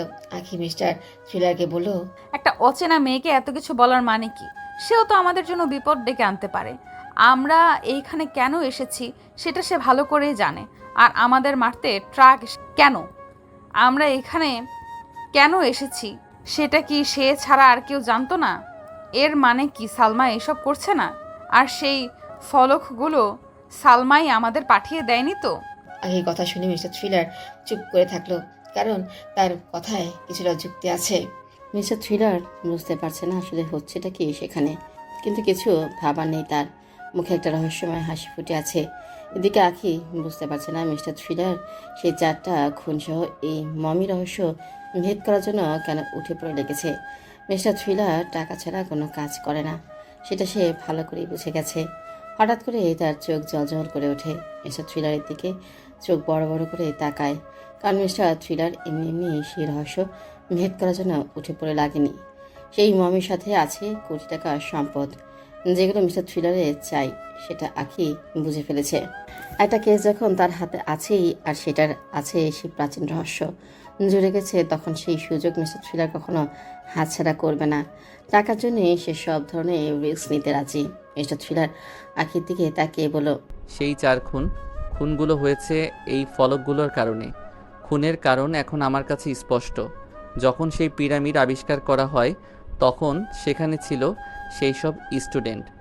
তারা হঠাৎ করে খুঁজে পায় সেই ফলক, আর তাদের মধ্যে হয়তো কেউ জানতে পেরেছিল সেখানে কি লেখা আছে, আর তাই তারা ঠিক করে সেই গুপ্তধন খুঁজে বের করে তারা সবাই মিলে ভাগ করে নিবে। কিন্তু তাদের পথের বাধা হয়ে দাঁড়ায় সেই অভিশাপ। সেই ফলকগুলো সহ হয়তো তাদের কেউ দেখে ফেলে বা সব কথা শুনে ফেলে। তাই সেই স্টুডেন্টরা যখন ফিরে যায় আমেরিকা আর পুরো প্রস্তুতির সাথে আসার পরিকল্পনা করে, তখন হঠাৎ করে তাদের ভিতর থেকে একজন একজন করে মরতে শুরু করে দেয়। সেই সময় তাদের মনে সেই অভিশাপের কথা গেঁথে যায়। তারা নিজেদের দেশে পালিয়ে যায়, কিন্তু সবাই তো আর নিজেদের পরিচয় পাল্টাতে পারেনি। সেই জন্য সেই 4 জন সবার শেষে মারা যায়, আর তাদের কাছেই ছিল সেই ফলক। তাদের কাছ থেকে সেটা ছিনিয়ে নেওয়া হয়েছে। তারা পরিচয় পাল্টেছিল, সেটা তাদের পরিবারের লোকেরা জানতো, কিন্তু এমন সতর্কতার সাথে তারা সব কিছু করেছে যে কেউ কিছু বুঝেই উঠতে পারেনি। এই ফলকগুলো এখন কেউ একজন আমার কাছে পাঠিয়ে দিয়েছে। এর অর্থ কেউ জানে আমি কে আর এখানে কি করতে এসেছি, কিন্তু এগুলো আমাকে দেওয়ার উদ্দেশ্য আমি এখনও বুঝে উঠতে পারছি না। সে এইসব ফলক ব্যবহার করে সুন্দর করে সেই গোপন জায়গা থেকে গুপ্তধন খুঁজে বের করে চুপচাপ সরে যেতে পারত, কিন্তু সেটা না করে আমাকে এইসব পাঠিয়ে দেওয়ার মানে কি? মিস্টার থ্রিলারের গলায় রহস্য ফুটে উঠল। সবটা শুনে আখি বলল, যেই পাঠিয়ে থাকুক, লাভটা তো আপনারই। আপনি এসব ফলক থেকে সেই জায়গার নকশা বের করে সেইখানে গিয়ে সেই গুপ্তধন খুঁজে বের করতে পারবেন, কারণ সেটা সেইখানেই আছে বোঝা যাচ্ছে। তা না হলে এই ফলক কেউ এখানে পাঠাতো না। আখির কথা শুনে মিস্টার থ্রিলার আবারও হেসে দিল। সে বলল, এখন আমাদের আরেকটা কাজ বাকি আছে, সেটা হলো ওই পুরুষ মমি যেখানে রাখা আছে সেটা ভালো করে দেখা। সেখান থেকেও আমরা কিছু বুঝতে পারতে পারি। একটা রানীর কফিনে রানী চাইলে খুব সহজেই সেখানে একটা নারীর লাশ রেখে সবাইকে আরও ভালো করে বোকা বানাতে পারত, কিন্তু সেটা না করে সেখানে রয়েছে পুরুষের মমি। আসলে সেই রানীর মাথার মধ্যে চলছিলটা কি? নাকি কেউ একজন মানুষকে ধোঁকা দেওয়ার জন্য কোনো পুরনো একটা মমি এনে সেই কফিনের মধ্যে রেখে দিয়েছে? কিন্তু সেটা কোনো রকম করে সম্ভব নয়, কারণ কফিন আবিষ্কারের সময় সেখানে অনেক মানুষ থাকে, তারা নিজ চোখে সব দেখেছে। কিন্তু ফলকগুলো আশেপাশে থাকার কারণে সেই ছাত্রছাত্রীরা সেগুলো চুরি করতে পেরেছিল সহজেই। তাহলে এখন আমরা কোথায় যাব? প্রশ্ন করে উঠল আখি। আমরা এখন যাব মিশরের জাদুঘরে, কারণ এখন সেখানেই রাখা হয়েছে রানীর কফিন আর সেই মমি। আর সেই খনন কাজে যেই প্রফেসরের নির্দেশনাতে হয়েছিল তার সাথেও কথা বলে দেখতে হবে। জবাব দিল মিস্টার থ্রিলার। কথা শেষ হতেই সে সালমাকে ফোন করলো। তাকে ফোন করে কিছু কাজ দিল।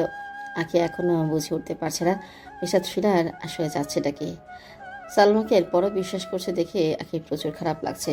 তার বুকের মধ্যে এক প্রকার চাপা ভালোবাসা আর বাহিরে এক প্রকার ঘৃণা জন্ম নিয়েছিল মিস্টার থ্রিলারের প্রতি। মনে হচ্ছিল দুই নৌকায় পা দিয়ে আছে সে। সময় থাকতে থাকতে তাকে বেছে নিতে হবে কোন পথে যাবে সে, আর সেটা না হলে সে মারা যাবে। প্রফেসর ইউনুস আক্তাবের অফিসে বসে আছে মিস্টার থ্রিলার এবং আখি। তাদের ভাগ্য ভালো, প্রফেসর ইউনুস ইংরেজি জানে, তা না হলে বিপদে পড়তে হতো তাদের, কারণ সেখানে সালমা ছিল না।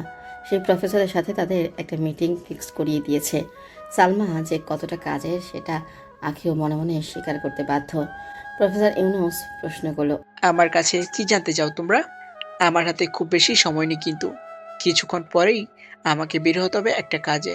আমরা আপনার বেশি সময় নিব না স্যার, শুধু কয়েকটা প্রশ্ন করব। রানী রি সুইস্তানের পিরামিড আবিষ্কারের পর সেখান থেকে যেই লাশ বা মমি পাওয়া গেছে সেটা নিয়েই আমরা জানতে এসেছি। আসলে সেই লাশ কতদিন ছিল সেখানে, বা কেউ কি সেটা পাল্টে দিতে পারে না? হয়তো সেখানে কোনো নারীর লাশ ছিল, কিন্তু কেউ আমাদের বিভ্রান্ত করার জন্য সেখানে পুরুষের লাশ রেখে দিয়েছে। মিস্টার থ্রিলারের মুখে রানী ই সুইস্তানের নাম শুনে কেমন জানি করে উঠল প্রফেসর। তারপর নিজেকে সামনে নিয়ে বলতে লাগলো, ইতিহাসের থেকেও জটিল। কখন কোথায় কি হয়েছে সেটা বলা মুশকিল। তোমরা যা জানতে এসেছো সেটা আমি বুঝে গেছি। তাহলে শোনো, সেই লাশ ঠিক তত বছরের পুরনো যত বছর আগে রানী মারা গেছে। এর অর্থ নিশ্চয়ই বোঝার কথা। অন্য কোনো কারণে সেই লাশ পরিবর্তন হওয়ার কোনো সম্ভাবনা নেই। আর আমাদের আগে কারো পায়ের ছাপ সেখানে পড়েনি। ইতিহাস ঘাঁটলে বেরিয়ে আসে রানী কি সুস্থানে এবং বীরত্ব এবং বুদ্ধির কথা। আমাদের সবার ধারণা তিনি কিছু একটা করেছেন এই ক্ষেত্রে। আর সেই কফিনের আশেপাশে তেমন কোনো দামি জিনিস পাওয়া যায়নি। শুনলাম তোমরা নাকি সেই জায়গায় গিয়েছ যেখানে সেই মণি রাখা আছে। সেখানে গিয়ে নিশ্চয়ই বুঝতে পেরেছ সেটা পুরনো লাশ। এর ভিতর আর কোনো রহস্য নেই। এখন তোমরা যেতে পারো। এতক্ষণ আখি প্রফেসর ইউনুসের সংগ্রহশালা ঘুরে ঘুরে দেখছিল। অনেক ভালো ভালো জিনিস তার সংগ্রহে আছে। প্রাচীন আনুবিসের মূর্তিসহ গ্রিক পুরাণের আর মিশরের প্রাচীন দেবতা স্পিংস এর মূর্তিও। স্পিংস হলো এক ধরনের দেবতা। প্রাচীন গ্রিক পুরাণে এর নাম উল্লেখ আছে। এর মুখমণ্ডল সিংহের মতো আর পেছনের অংশ মানুষের মতো। গ্রিক পুরাণে এটা একটা ভয়ানক প্রাণী ছিল, হিংস্র এবং নির্মম। মানুষ খুন করে তাদের খেয়ে ফেলত। গ্রিকেদের মাথা নারীর মতো, মিশরে এরা পুরুষের আকৃতির। মিশরে এরা সমান শক্তিশালী হলেও এরা ছিল সেখানে শান্ত প্রকৃতির। কিন্তু দুই জায়গাতেই এরা প্রহরী হিসেবে কাজ করে গেছে। বিভিন্ন কফিন ছিল থাকে থাকে সাজানো। আখি সেগুলো খুব ভালো করে পর্যবেক্ষণ করছিল। মিস্টার থ্রিলারের হঠাৎ করে ডাক দেওয়াতেই তার মনোযোগ নষ্ট হয়ে যায়। মিস্টার থ্রিলার সেখান থেকে বের হওয়ার জন্য প্রস্তুত। তার যা জানা সব জেনে নিয়েছে সে। সেই মমি পুরুষের, আর সেটার সাথে মানুষের কোনো হাত নেই, সেটাতে আর কোনো সন্দেহ থাকে না। হোটেলে ফিরে আসে তারা। এখন যা করার সালমা করবে। ফোন করে জানিয়েছে জলদি সেই হোটেলে আসছে। অধীর আগ্রহে অপেক্ষা করছে তারা দুইজন সালমার জন্য। হঠাৎ করে বেল বেজে ওঠে। আখি মনে করে সালমা এসেছে। কেউ দরজা খুলে দেখে বাইরে দাঁড়িয়ে আছে সেই যুবক আসলাম শেখ, আর পেছনে আরও বেশ কয়েকজন অফিসার। তারা আখিকে সরিয়ে দ্রুত ঢুকে পড়ে ঘরের মধ্যে। মিস্টার থ্রিলারও কিছুটা অবাক হয়ে গেছে হঠাৎ করে তাদেরকে দেখে। মিশরের পুলিশ অফিসারের পোশাক পরা লোক, আর আসলামকেও তো তারা আগে থেকেই জানে। দ্রুত বুদ্ধি খেলে যায় মিস্টার থ্রিলারের মাথায়। তাদের কাছে আছে সেই পুরনো ফলক। সেগুলো অনেক আগেই চুরি হয়ে গেছিল, আর সেই ফলকগুলো মিশর সরকারের সম্পত্তি। কিন্তু তাদের কাছে এখন সেগুলো। তাহলে সেটার অর্থ একটাই, তারা বেআইনি কাজ করছে। আর তাদের কাছে যে এই ফলকগুলো পাঠিয়েছে সেই খবর দিয়েছে পুলিশকে। এক কথায় তারা এখন ফেসে গেছে। পুলিশ তাদের গ্রেফতার করবে সেগুলো চুরি করার অপরাধে। এই মুহূর্তে তাদের আর কিছুই করার নেই, দাঁড়িয়ে দাঁড়িয়ে দেখা ছাড়া। মিস্টার থ্রিলার বুঝতে পারলো কেউ একজন তাদের সাথে বিশাল একটা গেম খেলছে। আর যে খেলছে সে ভালো করেই জানে মিস্টার থ্রিলার আর আখি কেন এখানে এসেছে। আর নিশ্চয়ই সে এখনও তার কাছে সফল নয়, তাই আগেই রাস্তা থেকে সরিয়ে দিচ্ছে তাদের দুজনকে। হঠাৎ করে মিস্টার থ্রিলারের মাথায় আসে সালমার নাম। সে কিছু বলার আগেই আখি তাকে বলে, আগেই বলেছিলাম সালমাকে এত বিশ্বাস করবেন না, কিন্তু আপনি তো মহাবুদ্ধিমান, তার রূপের প্রেমে পড়ে গেছেন। আর কি হবে? এখন চলুন মিশরের জেলের হাওয়া খাওয়া যাক। এত কষ্ট করে এত দূর আসলাম, অথচ সব শেষ। আখির কথা শুনে মিস্টার থ্রিলার একটা রহস্যজনক হাসি উপহার দিল তাকে। তার হাসি দেখে আখির মনে হলো হোটেলে টাকা না দিয়ে পুলিশের কাছে ধরা খেয়ে যেরকম করে বেঁচে গিয়েছিল সেরকম করেই বেঁচে যাবে আবার। আখি আর কিছু বলার আগেই তাদের হাতে হাত করা পরিয়ে অ্যারেস্ট করে তোলা হলো গাড়িতে।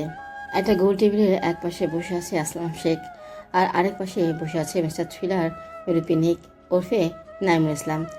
সেই নামেই তাকে চেনে মিশর প্রদেশ। আসলাম শেখ হাসি মুখে মিস্টার থ্রিলারকে প্রশ্ন করল, গোয়েন্দা হয়ে বাংলাদেশ থেকে এসেছেন, কিন্তু এখানে এসে চোর হয়ে গেলেন। আসলে ব্যাপারটা খুবই অদ্ভুত। এই বিষয়ে যদি আপনার কিছু বলার থাকে বলতে পারেন। আখি পাশের চেয়ারেই বসে আছে। তার চোখ মুখ দেখে বোঝাই যাচ্ছিল কোনো কারণে খুব রেগে আছে সে।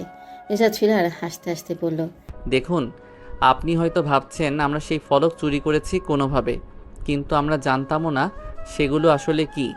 সকালে যখন আমি বাইরে যাচ্ছিলাম তখন দেখতে পাই সেই হোটেল ম্যানেজার আমার দিকে এগিয়ে আসছে আর আমাকে একটা ব্যাগ দিয়ে আবার তার কাজে চলে যায়। তাকে নাকি কেউ একজন সেই ব্যাগ দিয়েছিল আমাকে দেওয়ার জন্য। সুন্দর একটা প্ল্যান করে আমাকে ফাঁসানো হচ্ছে। হয়তো এগুলো সেই ডাকাতদের কাজ যারা আমাদের মারতে চেয়েছিল। মিস্টার থ্রিলারের কথা শুনে আসলাম শেখ হো হো করে হাসতে শুরু করে দিল আর বলল, আপনি হয়তো জানেন মিশরের আইন কতটা কঠিন। আমরা আপনাকে ধরেছি 1000 বছর আগেকার জাতীয় সম্পদ চুরি করার অপরাধে। মিশর আজ এতটা বিখ্যাত সেই কারণেই আপনার ঘরে পাওয়া গিয়েছে সেগুলো। এর অর্থ একটাই, আপনি সেগুলো কোনোভাবে চুরি করেছেন বা আপনার সাথে চোরের কোনো যোগাযোগ আছে। আপনি যেই সব কথা বলছেন সেগুলো কতটা হাস্যকর সেটা আপনার জানা আছে নিশ্চয়ই। আমি যদি প্রমাণ করতে পারি আমাদের ফাঁসানো হচ্ছে আর সেই ফলকগুলোর সাথে আমাদের কোনো সম্পর্ক নেই, তাহলে ঘরের মধ্যে যেন বম ফেললো মিস্টার থ্রিলার। আসলাম শেখ অবাক হয়ে সেদিকে তাকিয়ে থাকলো। মিস্টার থ্রিলার আবারও বলতে শুরু করে দিল, তাহলে শুনুন। প্রথম কথা হলো সেই ফলকগুলো আসল নয়, সেগুলো নকল। চাইলে আপনি পরীক্ষা করাতে পারেন। কেউ একজন আসল ফলকের আদলে সেগুলো তৈরি করেছে। দ্বিতীয়ত সেই ম্যানেজার, তাকে জিজ্ঞেস করলেই জানতে পারবেন সেগুলো কে তাকে দিয়েছিল। জানি সিসিটিভি থেকে কিছু জানা যাবে না, কারণ যে এইসব করেছে সে খুব চালাক কেউ, এই ভুল সে করবে না। তৃতীয়ত সেই ডাকাত দল, তাদের ধরলে খুব সহজেই তারা বলে দিবে তারা আমাদের ধরেছিল কেন আর কেমন করে আমরা পালিয়ে এসেছি। এখন আপনার সামনে আমাদের নির্দোষ হওয়ার 3টা প্রমাণ রাখলাম। প্রথম প্রমাণ, সেই ফলকগুলো আসল নয়। এই একটা প্রমাণ দিয়েই বোঝা যাবে আমরা নির্দোষ, কারণ আসল ফলক কেউ দেখেনি, তাই সেটা আমাদের কাছে থাকতেই পারে না। বাজারে ওই রকম জিনিস পাওয়াই যায়।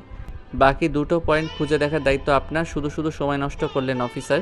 মিস্টার থ্রিলারের কথা শেষ না হতেই ঘরে প্রবেশ করলো একজন পুলিশ অফিসার। সে এসে আসলাম শেখে কিছু বলল, তারপর আবারও চলে গেল। ততক্ষণে মিস্টার থ্রিলার চেয়ারে হেলান দিয়ে চোখ বন্ধ করে ফেলেছে, আর আসলাম শেখ হাঁ হয়ে তাকিয়ে আছে সেদিকে। চোখ বন্ধ করে মিস্টার থ্রিলার বলল, নিশ্চয়ই আমার প্রথম পয়েন্ট ঠিক, সেটা প্রমাণিত হয়ে গেছে। এখন আর সময় নষ্ট না করে তাড়াতাড়ি আমাদের ছেড়ে দিন। আসলাম শেখ একজনকে নির্দেশ দেয়, তাদের হাতের হাত করা খুলে দেয়। ইন্টারোগেশন রুম থেকে বের করে তাদের দুজনকে আসলাম শেখ তার অফিসে নিয়ে যায়। তার মনের মধ্যে তখন বেশ কিছু প্রশ্ন, সেটা আগে স্পষ্ট বুঝতে পারছিল। সে আরেকবার মিস্টার থ্রিলারের দিকে তাকায় আর তার বুদ্ধির ধার দেখে অবাক হয়ে যায়। আসলাম শেখ মিস্টার থ্রিলারের দিকে তাকিয়ে বলে, মিস্টার নাইমুল, আমি কিছু বুঝতে পারছি না আসলে হচ্ছেটা কি এখানে। যেখানেই যাই সেখানেই আপনাদের দেখা পাই। এটা কি কোনো ইনসিডেন্ট নাকি প্ল্যান করে বারবার আমার কাছে আসার চেষ্টা? রহস্য ফুটে ওঠে আসলাম শেখের গলার স্বরে। মিস্টার থ্রিলার একটা মুচকে হাসি দিয়ে বলে, অনেক তো কষ্ট দিলেন, এইবার একটু আইসক্রিমের ব্যবস্থা করুন। মাথা কাজ করাতে হবে। তবে আশা করি খুব শীঘ্রই আবার আপনার সাথে আমার দেখা হচ্ছে। আসলাম শেখ অবাক হয়ে গেল। তার সামনে চেয়ারে বসা লোকটাকে যত দেখছে তত অবাক হয়ে যাচ্ছে সে। কোনো মতে আইসক্রিমের অর্ডার দিল সে। আইসক্রিম খাওয়া পর্যন্ত মিস্টার থ্রিলার কোনো কথাই বলল না। খাওয়া শেষ হলে আসলাম শেখের কাছ থেকে বিদায় নিয়ে বেরিয়ে পড়ল। সেখান থেকে বের হতেই কোনো ফাঁকে আঁখি মিস্টার থ্রিলারের হাত ধরেছে সেটা সে বুঝতেই পারেনি। সেখান থেকে বেরিয়ে তারা সোজা হোটেলে চলে গেল।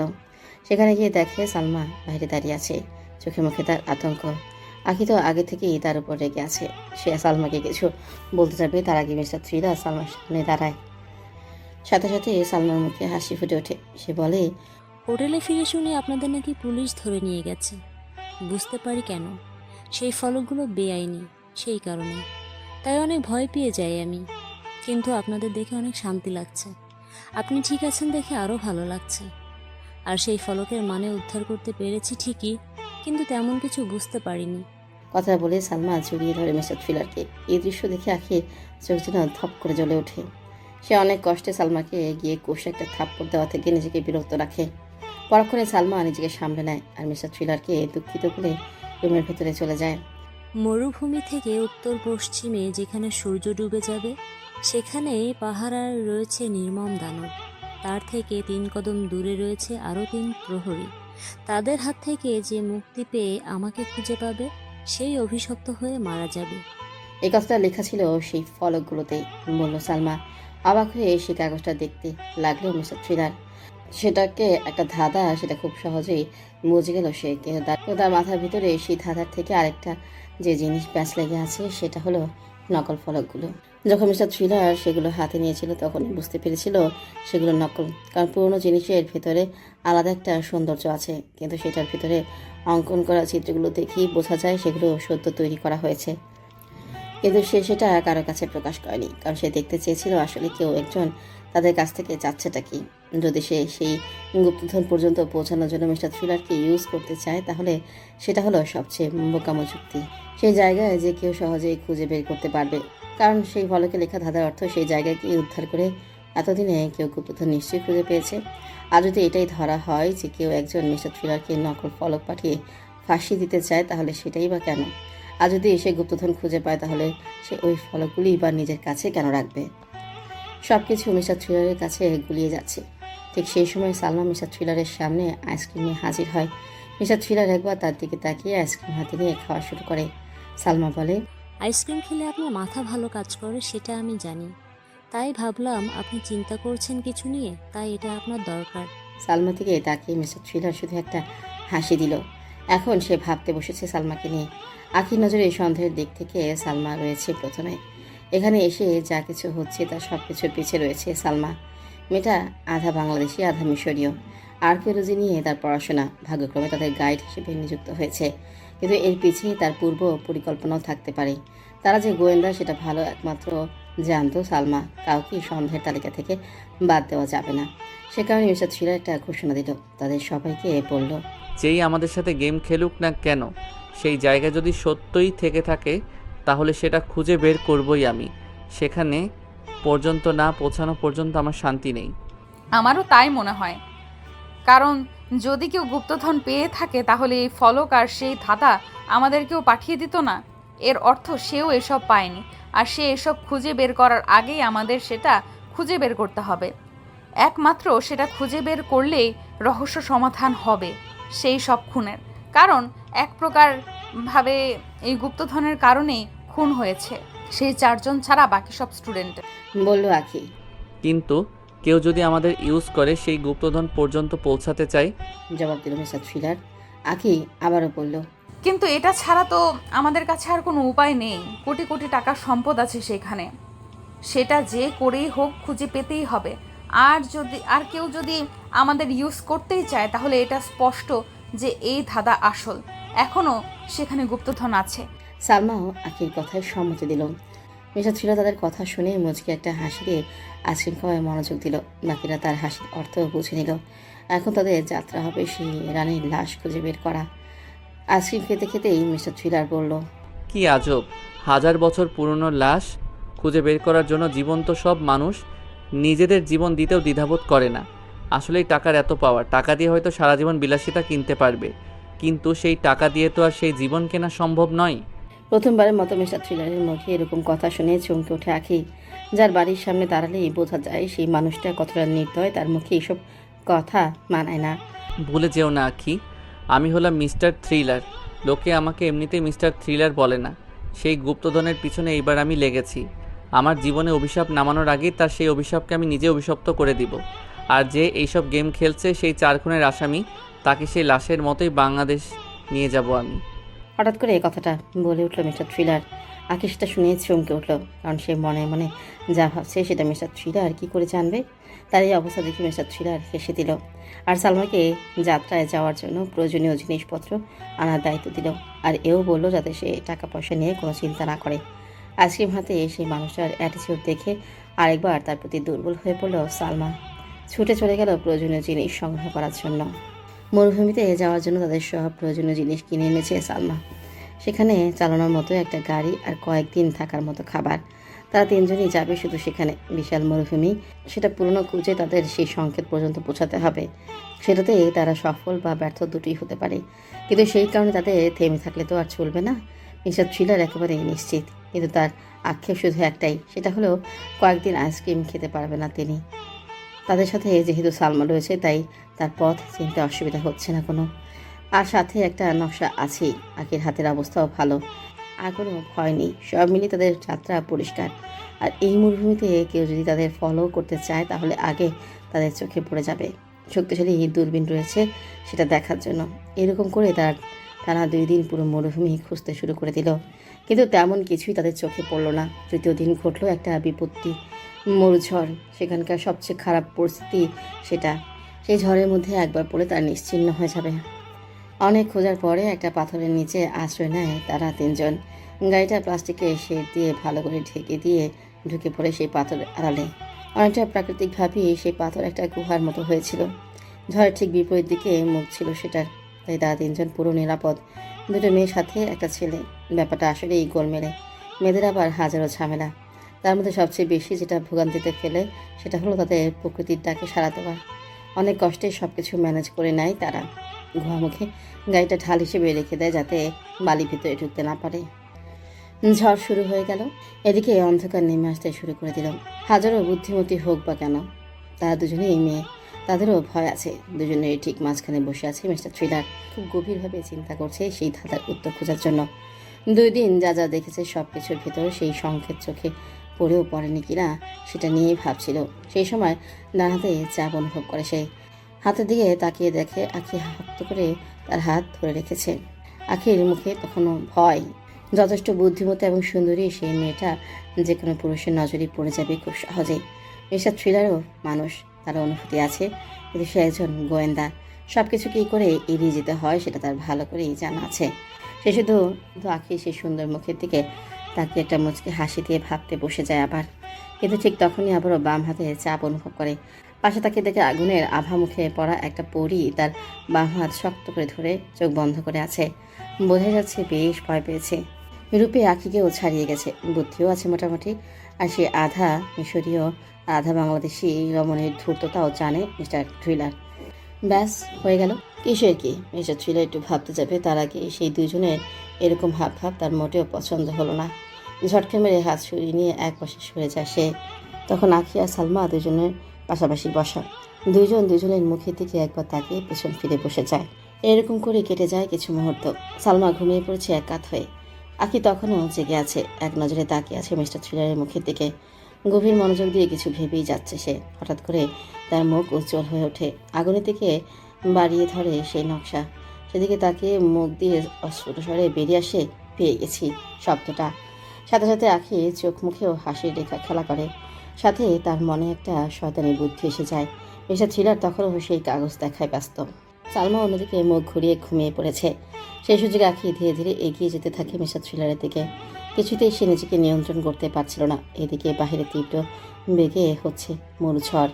হঠাৎ করে আখি ঝাঁপিয়ে পড়ে মিস্টার থ্রিলারের ঠোঁটের উপর। নিজের ঠোঁট জোড়া একত্রিত করে দেয় মিস্টার থ্রিলারের ঠোঁটের সাথে। ঘটনার আকস্মিকতায় মিস্টার থ্রিলার হতভম্ব হয়ে গেছে। কোনোরকম প্রতিক্রিয়া করে না সেও। হঠাৎ করে আখি মিস্টার থ্রিলারকে ছেড়ে দিয়ে দূরে সরে যায়। লজ্জায় লাল হয়ে যায় আখির মুখ। বিরত স্বরে কণ্ঠ খাদে নেমে এনে বলে, আমি সত্যিই নিজেকে কন্ট্রোল করতে পারিনি। আমি আসলে তার কথা শেষ হবার আগে মিস্টার থ্রিলার আখির কোমর ধরে তাকে নিজের কাছে টেনে নেয় আর আবার আগের অবস্থায় ফিরে যায়। এইবার আখি হতভম্ব হয়ে গেছে। মিস্টার থ্রিলার যে সেরকম কিছু করতে পারে সেটা সে স্বপ্নেও ভাবতে পারেনি। পরদিন খুব সকাল সকাল উঠে গেল তারা। গুহামুখের সামনে গাড়ির ভেতরে বালি ঢুকে গিয়েছিল। সেগুলো পরিষ্কার করতে করতেই তাদের জীবন বেরিয়ে গেল। সেখান থেকে তারা পেট ভরে খেয়ে দিয়ে বেরিয়ে পড়ল। মিস্টার থ্রিলার সালমাকে নির্দেশ দিয়েছে সামনে যাতে এসে আর না এগিয়ে যায়। তার বদলে তারা পেছনের দিকে যাচ্ছে। যেদিক দিয়ে এসেছে তারা, পেছনে তারা একটা পাহাড় রেখেছিল, কিন্তু সেটা শুধুই পাথরের দেয়াল ছাড়া আর কিছুই ছিল না দেখে সেটাকে বেশি গুরুত্ব সহকারে নেয়নি কেউ। কিন্তু মিস্টার থ্রিলার সেদিকেই গাড়ি নিয়ে যেতে বলছে। হঠাৎ করে মিস্টার থ্রিলার গাড়ি থামানোর নির্দেশ দেয়। সালমা গাড়ি থামিয়ে দেয়। দূরবীন নিয়ে নেমে পড়ে মিস্টার থ্রিলার। যে সেটা চোখে ধরে আশেপাশে কিছুক্ষণ দেখে, তারপর সেটা সালমার কাছে দেয়। সালমাকে জিজ্ঞেস করে সে কিছু দেখতে পাচ্ছে কিনা, আর আখিকে সেই ধাঁধাটা আবারও পড়তে বলে। আখির মুখস্থ ছিল সেটা, সে জোরে জোরে সেটা পড়ে। মরুভূমি থেকে উত্তর পশ্চিমে যেখানে সূর্য ডুবে যাবে সেখানে পাহারায় রয়েছে নির্মম দানব। তার থেকে 3 কদম দূরে রয়েছে আরও 3টি প্রহরী। তাদের হাত থেকে মুক্তি পেয়ে যে আমাকে খুঁজে পাবে সেই অভিশপ্ত হয়ে মারা যাবে। মিস্টার থ্রিলার হাসি মুখে তাদের দিকে তাকিয়ে বলল, ধাঁধার সমাধান খুব সহজ, শুরু থেকে সেটা সমাধান করা যাক তাহলে। ইতিহাস বলে রানী রি সুইস্তান ছিল একজন প্রচুর বুদ্ধিমতী রানী। অনেক বুদ্ধি করে সে তার সমাধি বানিয়েছে এই জায়গা, আর সেই ধাঁধা হলো সেটার প্রমাণ।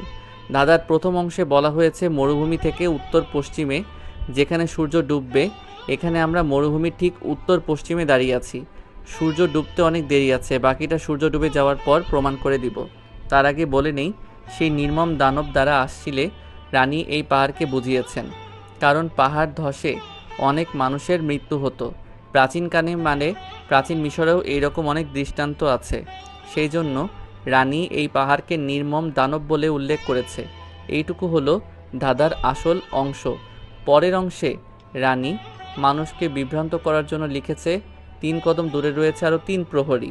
আসলে সেটা বলতে কি বুঝিয়েছে সেটা সূর্য ডুবে যাওয়ার পরই বোঝা যাবে, আর তারপরই সেই জায়গা আমরা খুঁজে পাবো। কিন্তু এইটুকু নিশ্চিত এটাই সেই জায়গা। প্রথমে আমি মনে করেছিলাম সেই পিরামিড মাটির নিচে থাকতে পারে বা এমন কোনো চেম্বার আছে, কিন্তু সেই রকম কিছু নয়। ওই পাহাড়ের কোথাও লুকিয়ে আছে কোটি কোটি ডলারের গুপ্তধন। এতক্ষণ চোখ বড় বড় করে সেদিকে তাকিয়েছিল বাকি 2 জন। প্রথমেই মুখ খুলে আখি। এতক্ষণ আমরা তাহলে কি করব? তার চেয়ে পাহাড়ের আশেপাশে খুঁজে দেখতে পারি আমরা। কিছু হাতে লাগতে পারে আমাদের, আর সময়ও বেঁচে যাবে। আপনার বুদ্ধি রানী রিসুইস্তানের থেকে বেশি নয়। সে এত কিছু করেছে, তার মানে এটা নিশ্চিত তার সমাধি খুঁজে পাওয়া সহজ নয়। সেখানে কোথায় কোন বিপদ লুকিয়ে আছে সেটা না জেনে সেখানে যাওয়া বোকামি। পুরোপুরি সঠিক জায়গা না জেনে গেলে বিপদে পড়তে পারি আমরা, এমনকি মারাও যেতে পারি। মনে নেই ধাঁধার পরের অংশে লেখা আছে, যারা পথ খুঁজে পাবে তারাই অভিশপ্ত হয়ে মারা যাবে। সেটার অর্থ কোনো ফাঁদটাদও থাকতে পারে সেখানে, তাই পুরো সতর্ক থাকতে হবে আমাদের। বলে উঠল সালমা। তার কথা শুনে মিস্টার থ্রিলার একটু চমকালো, কারণ তার কথাতে এই যুক্তি আছে। এরকম করে সে নিজেও ভেবে দেখেনি। আখি থেমে গেল। পুরো দিন তারা গাড়িতেই কাটিয়ে দিল। বিকেলবেলা যখন সূর্য পশ্চিমে হেরে যেতে শুরু করে দেয়, তখন জিপ স্টার্ট করে সালমা। ধীরে ধীরে এগিয়ে যেতে থাকে সেদিকে। পাহাড়ের পেছনের অংশে যাওয়ার নির্দেশ দেয় মিস্টার থ্রিলার। সূর্য ধীরে ধীরে ডুবে যাচ্ছিল, আর পাহাড়ের বিশাল ছায়া একটা উপত্যকার উপর এসে পড়ছিল। হাসি ফুটে ওঠে মিস্টার থ্রিলারের মুখে। তাদের দিকে তাকিয়ে বলে, সামনের দিকে তাকিয়ে দেখো, সূর্যের আলো আর কয়েক মিনিট আছে, এই ছায়াও থাকবে আর কয়েক মিনিট। সামনে তাকিয়ে দেখো, 3টা বিশাল ছায়া ধীরে ধীরে একটা বিন্দুতে মিলিত হচ্ছে। সেই 3টা বিন্দু আরও একটু সমানে এগিয়ে যাবে 1 মিনিট ধরে, আর সেই 3 প্রহরীর অর্থ হলো এই 3টা ছায়া, এই উপত্যকার ছায়া, আর একটা পাহাড়ের গায়েই সেই ছায়া পড়ছে। এর অর্থ একটাই, এই পাহাড়কে রানী কৃত্রিমভাবে নিজের সমাধিস্থল বানিয়ে নিয়েছে। ধীরে ধীরে সূর্য ডুবে গেল, চারিদিকে অন্ধকার নেমে এলো। তখনও সেদিকে মুগ্ধ নয়নে তাকিয়ে আছে বাকি 2 জন। সেই ছায়া বিন্দু যেখানে এসে শেষ হয়েছে সেই জায়গাটা মিস্টার থ্রিলার নোট করে রেখেছে। সবই তো বুঝলাম, কিন্তু এখন এই পাহাড়ের ভিতরে ঢুকবো কি করে আমরা? কোনো রাস্তায় তো নজরে পড়ছে না এখানে। বলল সালমা। তার কথা শুনে মিস্টার থ্রিলার শুধু একটা রহস্যময় হাসি দিল আর বলল, রানী রি সুইস্তানের অভিশাপ বলে কথা, এত তাড়াতাড়ি কি সেটা খুঁজে পাওয়া আজও সম্ভব? একটা বিশাল পাহাড়, পাথরের তৈরি, কিন্তু সেটা আসলে কোন পাহাড় নয়, সেটা হলো একটা পিরামিড। এখন মিস্টার থ্রিলার বুঝে গেছে সেটা প্রাকৃতিকভাবে তৈরি হয়নি, সেটা তৈরি করেছে প্রাচীন বুদ্ধিমতী রানী রিসুইস্তান। এখন ভেতরে কি করে ঢুকবে সেটাই তারা চিন্তা করে যাচ্ছেন। মিস্টার থ্রিলার হঠাৎ করে সালমা আর আকিকে নির্দেশ দিল পাহাড়ের গায়ে আলো ফেলার জন্য, কারণ ততক্ষণে অন্ধকার নেমে এসেছে, কিছুই দেখা যাচ্ছিল না। সাথে সাথে জ্বলে উঠল উজ্জ্বল দুটো টর্চ। গভীর মনোযোগ সহকারে মিস্টার থ্রিলার সেই পাহাড় ভালো করে পর্যবেক্ষণ করতে শুরু করে দিল, কিন্তু তার চোখে কিছুই পড়ল না। এরকম করে সেখান থেকে তারা আবারও পুরো পাহাড় পর্যবেক্ষণ করার সিদ্ধান্ত নেয়, কারণ প্রবেশদ্বার অন্য পাশেও হতে পারে। হঠাৎ করে মিস্টার থ্রিলারের মনে পড়ে গেল ধাঁধার পরের অংশের কথা। সেখানে 3 কদম এগিয়ে যাওয়ার নির্দেশ দেওয়া আছে। অর্থ একটাই, সূর্য আলো যেখানে শেষ হয়েছে তার থেকে 3 পা সামনে যেতে হবে। পাহাড়ের গায়ের উপর 3 কদম উপরে, মানে আরও উঁচুতে। এমনিতেই সূর্যের আলো যেখানে শেষ হয়েছে সেটাই অনেক উঁচুতে, তার থেকে আরও 3 কদম। সেই সময় কি উচিত বুঝতে পেরে যায় মিস্টার থ্রিলার। সালমাকে নির্দেশ দেয় দড়ি নিয়ে আসার জন্য। ছুটে চলে যায় সালমা আর দড়ি নিয়ে ফিরে আসে, কিন্তু পাহাড়ের গায়ে দড়ি আটকে দেওয়ার মতো কোনো জায়গা ছিল না। উপরে কোনো জায়গা আছে কিনা সেটাও ভালো করে বোঝার উপায় ছিল না। তার মধ্যে তারা কোনো প্রফেশনাল কেউ নয়। তখন মিস্টার থ্রিলার বলল, আমি উপরে উঠে যাচ্ছি। সেখানে যদি কোনো পাথরের খাঁজ থাকে তাহলে সেখানে দড়ি বেঁধে তোমাদের উপরে তুলে নিব। সালমা তার কথার প্রতিবাদ করে বলল, পাহাড়ে ওঠার প্রশিক্ষণ নিয়েছি আমি আগে উঠে যাচ্ছি, তারপর আপনারা উঠে আসবেন। মিস্টার থ্রিলার সম্মতি দিল। সালমা মেয়েটার যে এই গুণটাও আছে সেটা তাদের জানা ছিল না। কোমরে দড়ি বেঁধে তরতর করে পাথরের কাছে পা দিয়ে উঠে যেতে লাগলো সালমা। কোনো বাধাই যেন তার সামনে বাধা ছিল না তখন। হঠাৎ করে মিস্টার থ্রিলার তাকে একটা জায়গায় থামতে বলে। সালমা থেমে যায়। সেখানে কোনো মতে পাথরে হাত দিয়ে আটকে থাকে। সালমা তখন উপর থেকে বলে, এখানে দড়ি বাঁধার কোনো উপায় নেই। যদি এখানে সেই প্রবেশদ্বার থাকে তাহলে কি করে বুঝবো, আমাকে বলুন। আমাদেরকে তাকে বলা উচিত হচ্ছে। সে যদি এই সময় এসে কোনো চালাকি করে তাহলে? মিস্টার থ্রিলার কিছুক্ষণ ভাবলো। আখি তখন মিস্টার থ্রিলারকে বলল, তুমি সেই জায়গা থেকে ঠিক 3 কদম দূরে আছো। সঠিক জায়গা যদি সেটা হয় তাহলে সেখানে কোনো মসৃণ পাথর থাকার কথা। সেটা যদি পাও তাহলে আমাকে বলো। মিস্টার থ্রিলারের কথা শেষ হতেই সালমা সেখানে হাত দিয়ে স্পর্শ করে মসৃণ পাথর খুঁজতে লাগলো, কিন্তু সেই পাহাড়ের সব পাথরই প্রায় এবড়ো থেবড়ো। হঠাৎ করে সালমার হাত পড়ে যায় একটা পাথরে। গোল সাইজের পাথর আর একেবারে মসৃণ, কোনো খুঁত নেই। সালমা চিৎকার দিয়ে মিস্টার থ্রিলারকে সেটা জানালো। মিস্টার থ্রিলারের মুখে হাসি রেখা দেখা দিল। তারপর সালমাকে সেই পাথরে জোরে চাপ দিতে বলল। সালমা সেটাই করলো, কিন্তু কিছুই হলো না। সেটা বললো মিস্টার থ্রিলারকে। মিস্টার থ্রিলার কিছুটা অবাক হলো, কারণ সাধারণত পুরনো কোনো পিরামিডে বা গোপন জায়গায় এরকম পাথর হিসেবে কাজ করে, কিন্তু এখানে সেই পাথরটা কিছুই হচ্ছে না। হঠাৎ করে মিস্টার থ্রিলারের মাথায় একটা বুদ্ধি চলে আসলো। সে সালমাকে বলল, সেই পাথরটা উপরের দিকে টানার চেষ্টা করো, দেখো সেটা সেখানে থেকে কি করে বের করা সম্ভব। সালমা কথাটা শুনে একটা নিঃশ্বাস নিয়ে গায়ে জোরে সেই পাথর ওই খাঁজের ভেতর থেকে বের করার চেষ্টা করতে লাগলো। পাথরটা ছিল বিশাল, আর সেটা অনেক দিন সেখানে থাকার ফলে সেটা সরানো আরও মুশকিল হয়ে উঠলো। কিন্তু শেষমেশ সালমা পারল সেই বিশাল পাথরটা সেখান থেকে সরাতে সক্ষম হলো সে। বিশাল সেই পাথর উপর থেকে নিচে ধপ করে বালির উপর পড়ে গেল। একটার জন্য সেটা আঁকের মাথায় পড়েনি। মির্জা থ্রিলার ঝুঁকে একবার সেই পাথরটা পরীক্ষা করলো, তারপর সেটা সেখানে ফেলে উপরের দিকে তাকালো। তাকিয়ে দেখে সালমা একদিকে হা করে তাকিয়ে আছে। তারা দুজনও সেদিকে তাকালো। দেখতে পেল পাহাড়ের গা কাঁপছে, আর সেখান থেকে বিশাল একটা পাথর সরে গিয়ে একটা সুড়ঙ্গ পথের সৃষ্টি করলো। মির্জা থ্রিলার খুব একটা বেশি অবাক হলো না, কারণ সে সেরকমই কিছু আশাই করছিল। আর হলেও তাই। সালমা সেই জায়গায় হাতে গিয়ে ধীরে ধীরে এগিয়ে গেল আর সেই সুড়ঙ্গের ভিতরে ঢুকে পড়ল। তারপর উপর থেকে একটা দড়ি ফেলে দিল। পেশা ছিল সেই দড়ি বেয়ে আগে উপরে উঠে গেল। তারপর আখিকে টেনে তুলল। সেখানে বিশাল একটা সুড়ঙ্গ পথ রয়েছে তাদের সামনে। মিস্টার থ্রিলার তাদের দুজনকে সাবধান করে দিল দেখে শুনে পা ফেলতে, কারণ পুরনো এসব জায়গায় নানান রকম ফাঁদ পাতা থাকে, আর একটা ভুল পদক্ষেপ তাদের জীবনে বিনিময়ে শোধ করতে হতে পারে। সামনে একটা বিশাল রাস্তা, তার ওই পাশে দেখা যাচ্ছে একটা দরজা। সেখান থেকে হেঁটে দরজা পর্যন্ত পৌঁছাতে হবে তাদের। আগে কিছু না ভেবেই যেই সামনে পা বাড়াতে যাবে, সাথে সাথে মিস্টার থ্রিলার আটকায় তাকে। চমকে উঠে আঁখি সে কিছু জিজ্ঞেস করতে যাবে, তার আগেই মিস্টার থ্রিলার পায়ের কাছে পড়ে থাকা একটা পাথর নিয়ে সামনে রাস্তায় ছুড়ে দেয়। সেই পাথর মাটিতে পড়ার সাথে সাথে মাটি ফুঁড়ে বেরিয়ে আসে একটা তীক্ষ্ণ বর্ষার ফল। পাথরের জায়গায় যদি সেখানে কোনো মানুষ পড়তো তাহলে সেটা মানুষের শরীর ভেদ করে চলে যেত। আগে সেটা দেখে প্রচণ্ড ভয় পেয়ে গেছে। মিস্টার থ্রিলার কিছুক্ষণ সেখানে বসে ভাবলো, তারপর মাটিতে টর্চের আলো ফেলে দেখলো সেখানে বেশ কিছু জিনিস লেখা আছে। আনুবিসের মূর্তির ছবির সাথে নির্মম প্রহরী স্ফিংসের ছবিও অঙ্কন করা আছে। সেগুলো দেখে মিস্টার থ্রিলার কিছুই বুঝতে পারল না। সালমা আর্কিওলজি নিয়ে পড়াশোনা করেও সেসবে কিছুই বুঝে উঠতে পারেনি। আখি আর সালমা নিজেদের মধ্যে আলোচনা করছিল। ঠিক তখনই মিস্টার থ্রিলার সামনের দিকে হেঁটে যেতে শুরু করে দেয়। মনে হচ্ছিল সে ঘোরের মধ্যে আছে, সে নিজের কন্ট্রোলে ছিল না। সোজা হেঁটে দরজার কাছে চলে যায় মিস্টার থ্রিলার। বাকি দুজন তখন নিজেদের সাথে কথা বলায় ব্যস্ত। যখন পাশে খেয়াল করে তখন দেখে মিস্টার থ্রিলার সেখানে নেই। ওই পাশে দরজায় আলো ফেলে দেখে মিস্টার থ্রিলার সেদিকে মুখ ঘুরিয়ে দাঁড়িয়ে আছে। মনে হচ্ছিল কোনো একটা মূর্তি দাঁড়িয়ে আছে। আঁখি মিস্টার থ্রিলারের নাম ধরে জোরে ডাক দেয়, কিন্তু সে শোনে না। এরকম করে বেশ কয়েকবার ডাক দেওয়ার পরও হঠাৎ মিস্টার থ্রিলার তাদের দিকে ঘুরে তাকায় আর মুখ গম্ভীর করে বলে, মাটিতে তাকিয়ে দেখো, স্ফিক্সের ছবি আছে। যেই সব ছবিতে 3টা করে স্ফিক্সের একসাথে আছে সেগুলোর উপর পা দিয়ে চলে এসো, কিচ্ছু হবে না। সেই পদ্ধতি ব্যবহার করে তারা দুজনে চলে গেল মিস্টার থ্রিলারের পাশে। সেখানে গিয়ে সালমা জিজ্ঞেস করলো, আপনার ভয় করলো না এরকম করে আসতে? আপনিও তো নিশ্চিত ছিলেন না এই রাস্তা দিয়ে আসা আজও নিরাপদ কিনা। ভয় আর আমি? হ্যাঁ, আসলে সালমা, আমার সম্পর্কে কিছুই জানো না তুমি। যাক, সেসব পরে। এটা সহজ ছিল। প্রাচীন মিশরে স্ফিক্স ছিল উপকারী, আর এরা খুব ভালো প্রহরী। রানী তার ধাঁধাতে লিখেছে 3 প্রহরীর কথা। সেটা যে শুধু ছায়া বোঝায় তার তো কোনো অর্থ নেই। এখানে নিচেও 3টা করে স্ফিক্সের ছবি দেওয়া আছে। তখনই মাথার ভিতর সেটার কথা চলে আসলো, আর আমার নিজের প্রতি পুরো বিশ্বাস আছে। তারা আর কিছু বলল না। সামনে রয়েছে একটা পাথরের দরজা, সেটা এখন তাদের পেরিয়ে যেতে হবে। তারা তিনজন অনেক চেষ্টা করেও সেটা সামনের থেকে সরাতে পারল না। তিনজনের কাজ নয় সেটা, আরও মানুষ লাগবে সেই কাজের জন্য। কিন্তু এই নির্জন জায়গায় তারা মানুষ পাবে কোথায়? হঠাৎ করে মিস্টার থ্রিলার জোরে জোরে হাসতে শুরু করে দেয়। বদ্ধ জায়গায় তার হাসি প্রতিধ্বনি তুলতে শুরু করে। বাকি দুজন তার সেই হাসির কারণ খুঁজে পায় না। মিস্টার থ্রিলার সেখান থেকে একপাশে সরে দাঁড়ায়, তারপর পাথরের দেয়ালে কিছু খুঁজতে থাকে। হঠাৎ করে এই পাথরের দেয়ালে জোরে একটা খুশি দেয়। যেখানে খুশি দেয় সেই জায়গায় পাথরের আস্তরণ খসে পড়ে যায়, আর ভেতরে একটা গর্তের মতো দেখা যায়।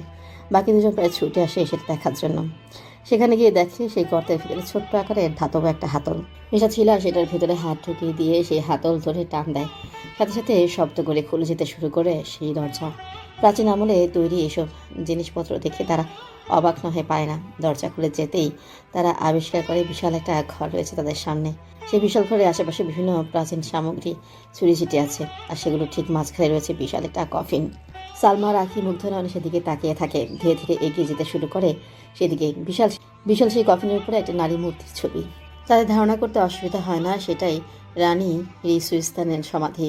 উত্তেজনার শেষ থাকে না তাদের মধ্যে। শুধু মিস্টার থ্রিলার চুপচাপ এক জায়গায় দাঁড়িয়ে আছে, মুখে লেগে আছে একটা ক্রূর হাসি। আঁখি হঠাৎ করে মিস্টার থ্রিলারকে বলে, এখানে আসলে কোনো অভিশাপ নেই তো? মৃত মানুষের ঘুম ভাঙার ফলে যদি আমাদের উপর অভিশাপ নেমে আসে?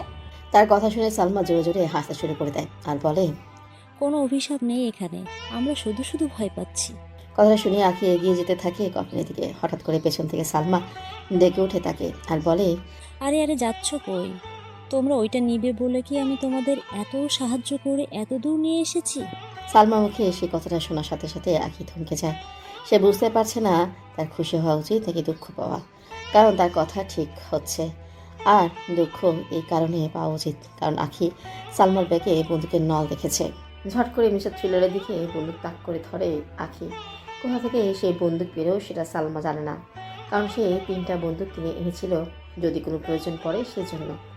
সে এইসব ভাবছিল তখন চেঁচিয়ে ওঠে আঁখি আর বলে, সালমা, তোর ব্যাগে যত বন্দুক আছে সবগুলো আমাদের দিকে এগিয়ে দাও, আর এখানেই বসে পড়বে। একই কথা সে মিস্টার থ্রিলারকেও বলল।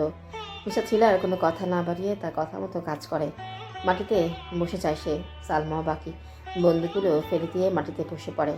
আঁখি তখন সারা ঘর কাঁপিয়ে হাসতে হাসতে বলে, মিস্টার থ্রিলার, আহ, কত সুন্দর নাম! শুধু নামটাই নয়, নামের সাথে পুরো মানুষটা আরও বেশি রহস্যময়। নিজেকে শার্লক হোমসের থেকে 3 গুণ বেশি বুদ্ধিমান মনে করিস, তাই না? তাহলে শোন, তোর থেকে আরও বুদ্ধিমান আমি একা রাখি। সব প্ল্যান ছিল আমার। এই পুরো গেমের একা মাস্টার মাইন্ড আমি। কখন কই কী করেছি সেটা না হয় উপরে গিয়েই করিস। এই পর্যন্ত আমাদের যাত্রা ছিল। Alvida mister thriller. এইটুকু বলার সাথে সাথে ট্রিগারে চাপ দেয় আঁখি। সাথে সাথে বদ্ধ ঘর কাঁপিয়ে তোলে বন্দুকের গুলি, আর সেটা সোজা গিয়ে বিঁধে যায় মিস্টার থ্রিলারের মুখ বরাবর। মিস্টার থ্রিলারের মুখ দিয়ে কোনো শব্দ বের হবার আগেই মাটিতে লুটিয়ে পড়ে তার দেহ। এরপর আঁখি সালমার দিকে তাকায়, তাকিয়ে বলে, তোর রূপের প্রশংসার কি করব বল? আমাকে দেখে হিংসে তো কম হয়নি তোর। সে যাই হোক, কিছুক্ষণ আগে কি বলছিলি? এইসব নাকি আমাদের নিয়ে যেতে দিবি না। তোর কথার অর্থ সেটা ছিল না। আসলে তুই বলতে চেয়েছিলি 3 ভাগে যেন সেটা ভাগ করা হয়, কিন্তু সেটা আর হচ্ছে না মিস বিশ্বসুন্দরী। তোর রূপের কারণে তোকে আমি সাইড করতে পারি না।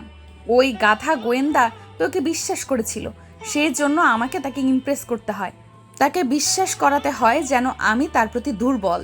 তাকে আমি ভালোবেসে ফেলেছি। সেই গাধা তো বুঝতেই পারছিল না যে কি হচ্ছিল। কিন্তু কাল গুহার ভেতর আমার অভিনয়ের শেষ চাল ফেলি আমি। তাকে কিস করি।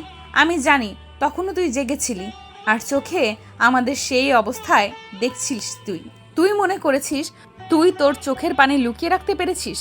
আমি দেখেছি তোর চোখের পানি, তখন কত যে আনন্দ পেয়েছিস আমি বলে বোঝাতে পারবো না। সালমার কানে সেসব কোনো কথাই যাচ্ছে না। সে শুধু তাকিয়ে আছে মিস্টার থ্রিলারের দিকে। আঁখি সেটা বুঝতে পেরে মুখে নিষ্ঠুর একটা হাসি দিয়ে তাকে গুলি করে দেয়। মাটিতে লুটিয়ে পড়ে সালমা।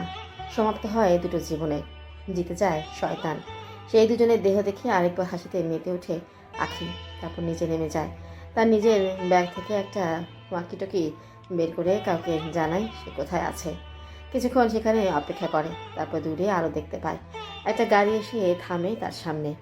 গাড়ি থেকে লাফিয়ে নামে একটা যুবক, আখিকে জড়িয়ে ধরে। তারপর আবার উঠে যায় সেই জায়গায়। দুজনে মিলে গিয়ে দাঁড়ায় সেই কফিনের সামনে। ধীরে ধীরে সেটার ভারী ডালা সরিয়ে দেয়। সেটা যখন পুরোপুরি সরিয়ে দেয় তখনই মুখ চোখ বিকৃত হয়ে যায় সেই দুজনের। কারণ সেই বিশাল কফিনে টানে এই সুইস্তানের মমি ছাড়া আর কিছুই ছিল না। পুরোপুরি ফাঁকা ছিল সেটা। অবাক হয়ে যায় সেই দুজন। আবারও পুরো ঘর ভালো করে খুঁজে দেখে, কিন্তু একটা সোনার মোহরও খুঁজে পায় না। যখন তারা হতাশ হয়ে সেই মমির দিকে তাকিয়ে আছে তখন হঠাৎ করে ঘর কাঁপিয়ে হেসে ওঠে কেউ একজন। চমকে উঠে তারা দুইজন পেছনে তাকিয়ে দেখে একটা বিশাল মাটির কলসির উপর বসে আছে কেউ একজন। মাথায় ছিল তার একটা হ্যাট, যেটা দিয়ে মুখ ঢাকা ছিল। তার হাতে একটা গোলাপ ফুল। সেটা কিছুক্ষণ পরপর নাকের কাছে নিয়ে সেটা সুবাস নিজের ভেতরে টেনে নিচ্ছিল। আখির বুঝতে বাকি থাকে না সেটা কে ছিল। যাকে একটু আগে গাধা গোয়েন্দা বলে গালি দিয়ে গুলি করেছিল, সেই এখন পুরো জীবিত হয়ে হাতে গোলাপ ফুল নিয়ে বসে আছে। এক মুহূর্তের জন্য ভাবলো হয়তো সেটা মিস্টার থ্রিলারের ভূত, কিন্তু সেই কল্পনাকে মিথ্যে প্রমাণিত করে দিয়ে তার পাশে গিয়ে দাঁড়ালো সালমা। তার মুখেও হাসি। আখির পাশে থাকা যুবক তার মুখের থেকে তাকালো। আখি নিজে অবাক হয়ে গেছে। সে আর তাকে কি বলবে। হঠাৎ করে মুখ খুলল মিস্টার থ্রিলার আর বলল, মিস্টার আশিকুদ্দিন, তাহলে এটা তুমি আমার কাছ থেকে লাথি খেয়ে এখানে এসেছো প্রতিশোধ নিতে? সেদিনের কথা খুব মনে পড়ে গেল আশিকুদ্দিন। আমার পায়ে পড়ে একটা কেস সমাধান করতে চেয়েছিলে, কিন্তু আমি তো আগেই বলেছি গরিবের জন্য আমি কেন, আমার কুকুরও কাজ করে না। প্রথমবারের মতো সেই যুবকটা মুখ খুলল আর বলল, যাক, তাহলে চিনতে পেরেছিস আমাকে। আলাদা করে আর পরিচয় দিতে হবে না ভেবে খুশি হলাম। আর হ্যাঁ, আর একটা কথা, তোর এই অহংকার একদিন তোকে ধ্বংস করে দেবে। সেদিন আমি তোর কাছে গিয়েছিলাম একটা কেস নিয়ে, কিন্তু তুই কি করলি? যথেষ্ট টাকা দিতে পারিনি দেখে আমাকে তাড়িয়ে দিলি। তোর কারণে ওরা আমার বোনকে, আমার মাকে মেরে ফেললো। আমার কোনো ইচ্ছা ছিল না প্রতিশোধ নেওয়ার, কিন্তু সুযোগ একটা যখন হাতে আসলো তখন কি সেটা আর ছেড়ে দেওয়া যায়? এইটুকু বলেই মাটি থেকে একটা পিস্তল তুলে তাক করে মিস্টার থ্রিলারের দিকে।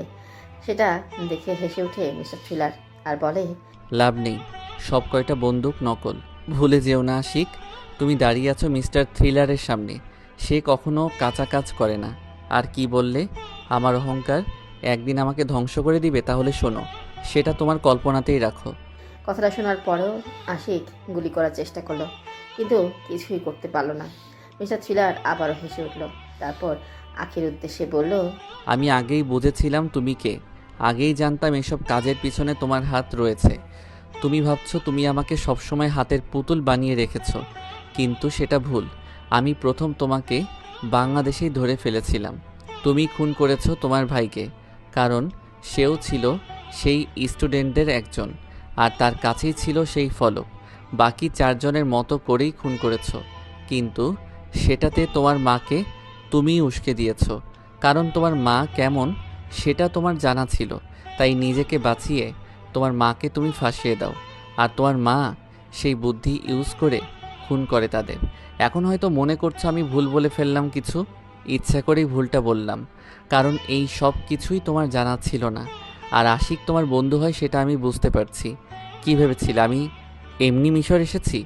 সেখানে আসার আগেই আমি সেই আমেরিকা সেই সব স্টুডেন্টদের ব্যাপারে সব তথ্য নিয়েছিলাম। আর সেই 4 জন যারা নিজেদের পরিচয় পাল্টেছিল, তাদের মধ্যে তোমরা ভাইও একজন ছিল। সেই কারণেই খুন হতে হয় তোমার ভাই আর ভাবিকে। একদিন হঠাৎ করে তুমি বুঝতে পারো কিছু লোক তোমার ভাইয়ের পিছু নিচ্ছে। তখন তুমি তাদের ধরে ফেলো, তাদের থেকে সব কিছু জেনে নাও। তারপর জানতে পারো তারা তোমার ভাইকে খুন করতে চায়। সুযোগটা তুমি হাতছাড়া করলে না, খুন করে দিলে তোমার ভাইকে।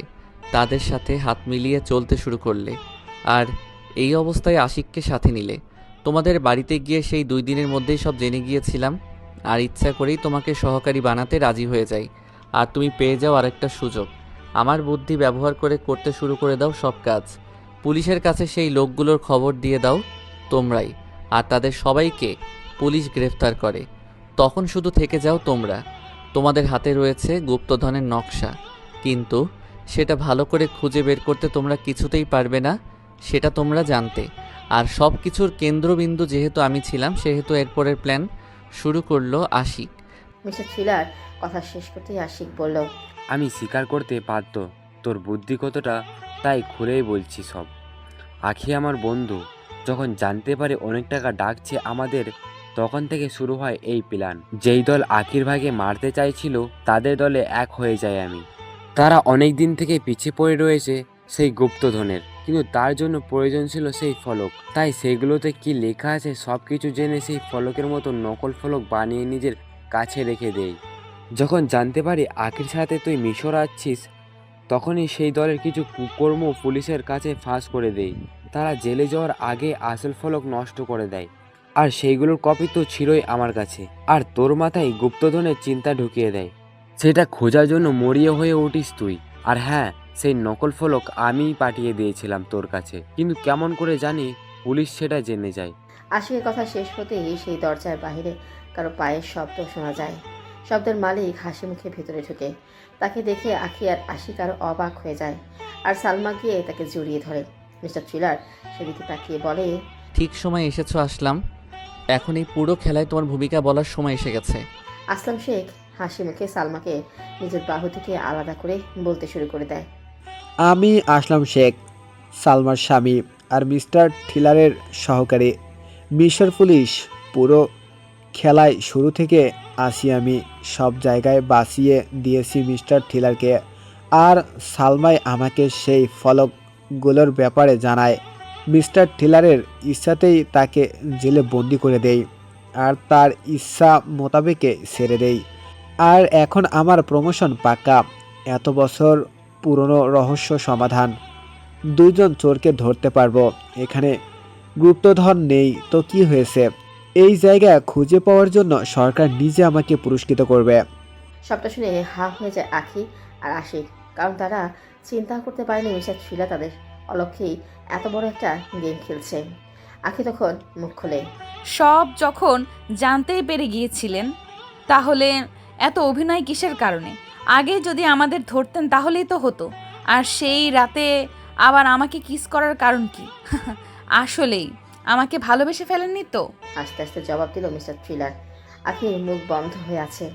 এদিকে সেটা দেখে মাথার হ্যাটটা একটু উপরে তুলে গোলাপ ফুলটা নাকের কাছে ঠেকিয়ে মিস্টার থ্রিলার আসলাম শেখকে বলল, মিস্টার থ্রিলার টাকা ছাড়া কখনো অন্য কিছুকে ভালোবাসে না মিস আখি। আপনার ভালোবাসার অভিনয় দেখে সত্যি আমি মুগ্ধ ছিলাম। সেই সাথে আমার জন্য গুলি খাওয়া অসাধারণ পারফরম্যান্স। সেই রাতে সেটার জন্য একটা ছোট্ট উপহার তো আমাকে দিতেই হতো।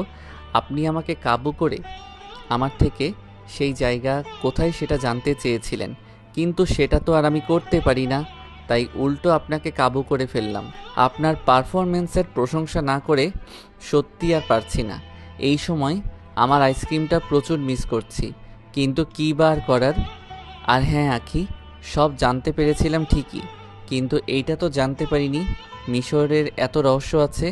রানী সুইস্তান আর তার গুপ্তধন যে খোঁজার বাকি ছিল, তাই আমাকেও সমান তালে একটু অভিনয় করে যেতে হয়েছে। আর তুমি প্রফেসর ইউনুসের ওখানে সেই প্রাচীন মিশরীয় লেখাগুলো পড়তে পারছিলে দেখে বোঝা যায় এই বিষয়ে তুমি অনেক কিছুই জানো। তাই ইচ্ছা করে তোমার জালে ফেসে যাই। আমার সহকারী শুরু থেকেই ছিল সালমা আর তার স্বামী, আর তাদের মেয়াদও শেষ। তাদের প্রাপ্য হলো এই জায়গা খুঁজে বের করার ক্রেডিট তাদের, আর আসলাম পাবে তোমাদের ধরার প্রমোশন, আর আমি পাবো ইন্সপেক্টর জামাল আহমেদের থেকে টাকা। পুরো কেসের সমাপ্তি। তুমি অনেক বুদ্ধিমতী মেয়ে আঁখি। এসবের পিছে না পড়ে যদি আমার মতো হতে পারতে তাহলে অনেক টাকা ইনকাম করতে, কিন্তু আফসোস এখন জেলে যেতে হবে। হঠাৎ করে আশিক প্রশ্ন করে। এখানে যে গুপ্তধন নেই সেটা তুই আগে থেকেই জানতিস, তাই না? তার কথা শুনে আবার হো হো করে হাসতে থাকে মিস্টার থ্রিলার। তারপর বলে, ইতিহাসের রহস্যকে রহস্য হিসেবে রাখাই ভালো। রানীর মনে কী ছিল সেটা একমাত্র সেই জানে, কিন্তু তার অভিশাপ সত্যি হলো মানতেই হবে।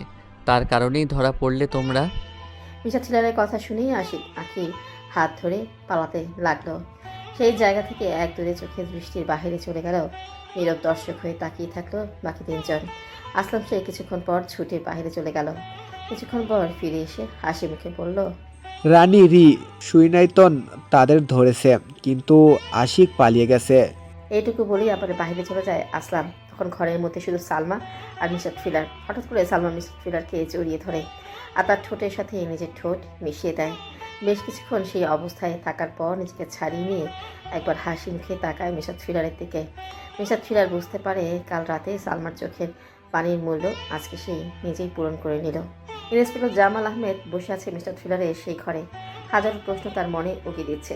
অবশ্যই থাকতে না পারে জিজ্ঞেস করেই দিল, আচ্ছা রানী রি সুইস্তান আখিকে ধরলো কি করে? অভিশাপ কথাটা উচ্চারণ করে এক চামচ আইসক্রিম মুখে দিয়ে বলতে শুরু করে মিস্টার থ্রিলার। রানী রি সুইস্তান ছিল অনেক বুদ্ধিমতী। সে তার সমাধির বাহিরে বেশ কিছু জায়গায় চোরাবালির ফাঁদ তৈরি করে গিয়েছিল, কিন্তু কালের বিবর্তনে তার প্রায় সব কয়টাই নষ্ট হয়ে যায়। কিন্তু একটা তখনও ছিল বাহিরে, আর পালানোর সময় আঁখি সেখানে পড়ে যায়। তাকে উঠানোর আর কোনো চেষ্টা করেনি আশিক, তাই সে পালিয়ে যায়।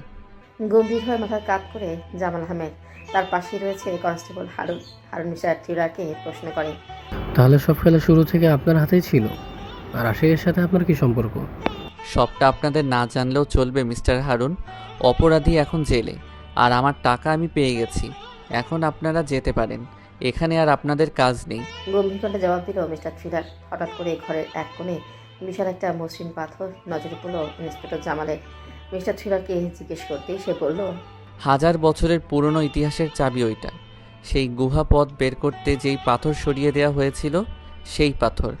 এত বছর পুরনো একটা পাথর, আর দেখতে এত মসৃণ, সেই জন্য সাথে করে নিয়ে এসেছি।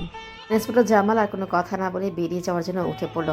দরজা পর্যন্ত পৌঁছে দিয়ে আবার মিস্টার থ্রিলারের দিকে তাকিয়ে পড়ল। লাস্ট একটা প্রশ্ন মিস্টার থ্রিলার, আপনার থেকেও রহস্যময় আপনার নাম। নিকের পুরো অর্থ মাইনুল ইসলাম, কিন্তু কে এর অর্থ কি? কথা শুনে হেসে উঠল সে। তারপর বলল, কিছু রহস্য থাকতেই ভালোবাসে, তাই না? যেমন রানী রি সুইস্তানের গুপ্তধন। মিস্টার জামাল আহমেদ জানে আর কোনো উত্তর সে পাবে না, তাই সেখান থেকে বেরিয়ে জিপ নিয়ে সোজা চলে গেল তার গন্তব্যস্থলে। আইসক্রিমের বাটি ততক্ষণে ফাঁকা হয়ে গেছে। সেটা টেবিলে রেখে সেই পাথরের কাছে এগিয়ে যায় মিস্টার থ্রিলার। সাবধানে সেই পাথরে মুখ ঘুরিয়ে দেয়, আর তখনই নজরে আসে পাথরের সাথে লাগানো সূক্ষ্ম একটা গোপন পথ। সেদিকে তাকিয়ে মুচকি হাসবে মিস্টার থ্রিলার। যেই গুপ্তধনের জন্য এত কিছু, সেটা যে একটা পাথরের মধ্যে থাকতে পারে সেটা কোনোদিনও কেউ ভাবতেই পারেনি, কিন্তু মিস্টার থ্রিলার সেটা বুঝতে পেরেছে।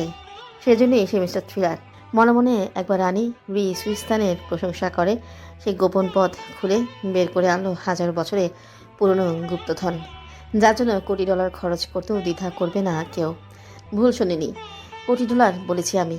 জিনিসটা ঝলমলিয়ে উঠল মিস্টার থ্রিলারের হাতের উপরেই।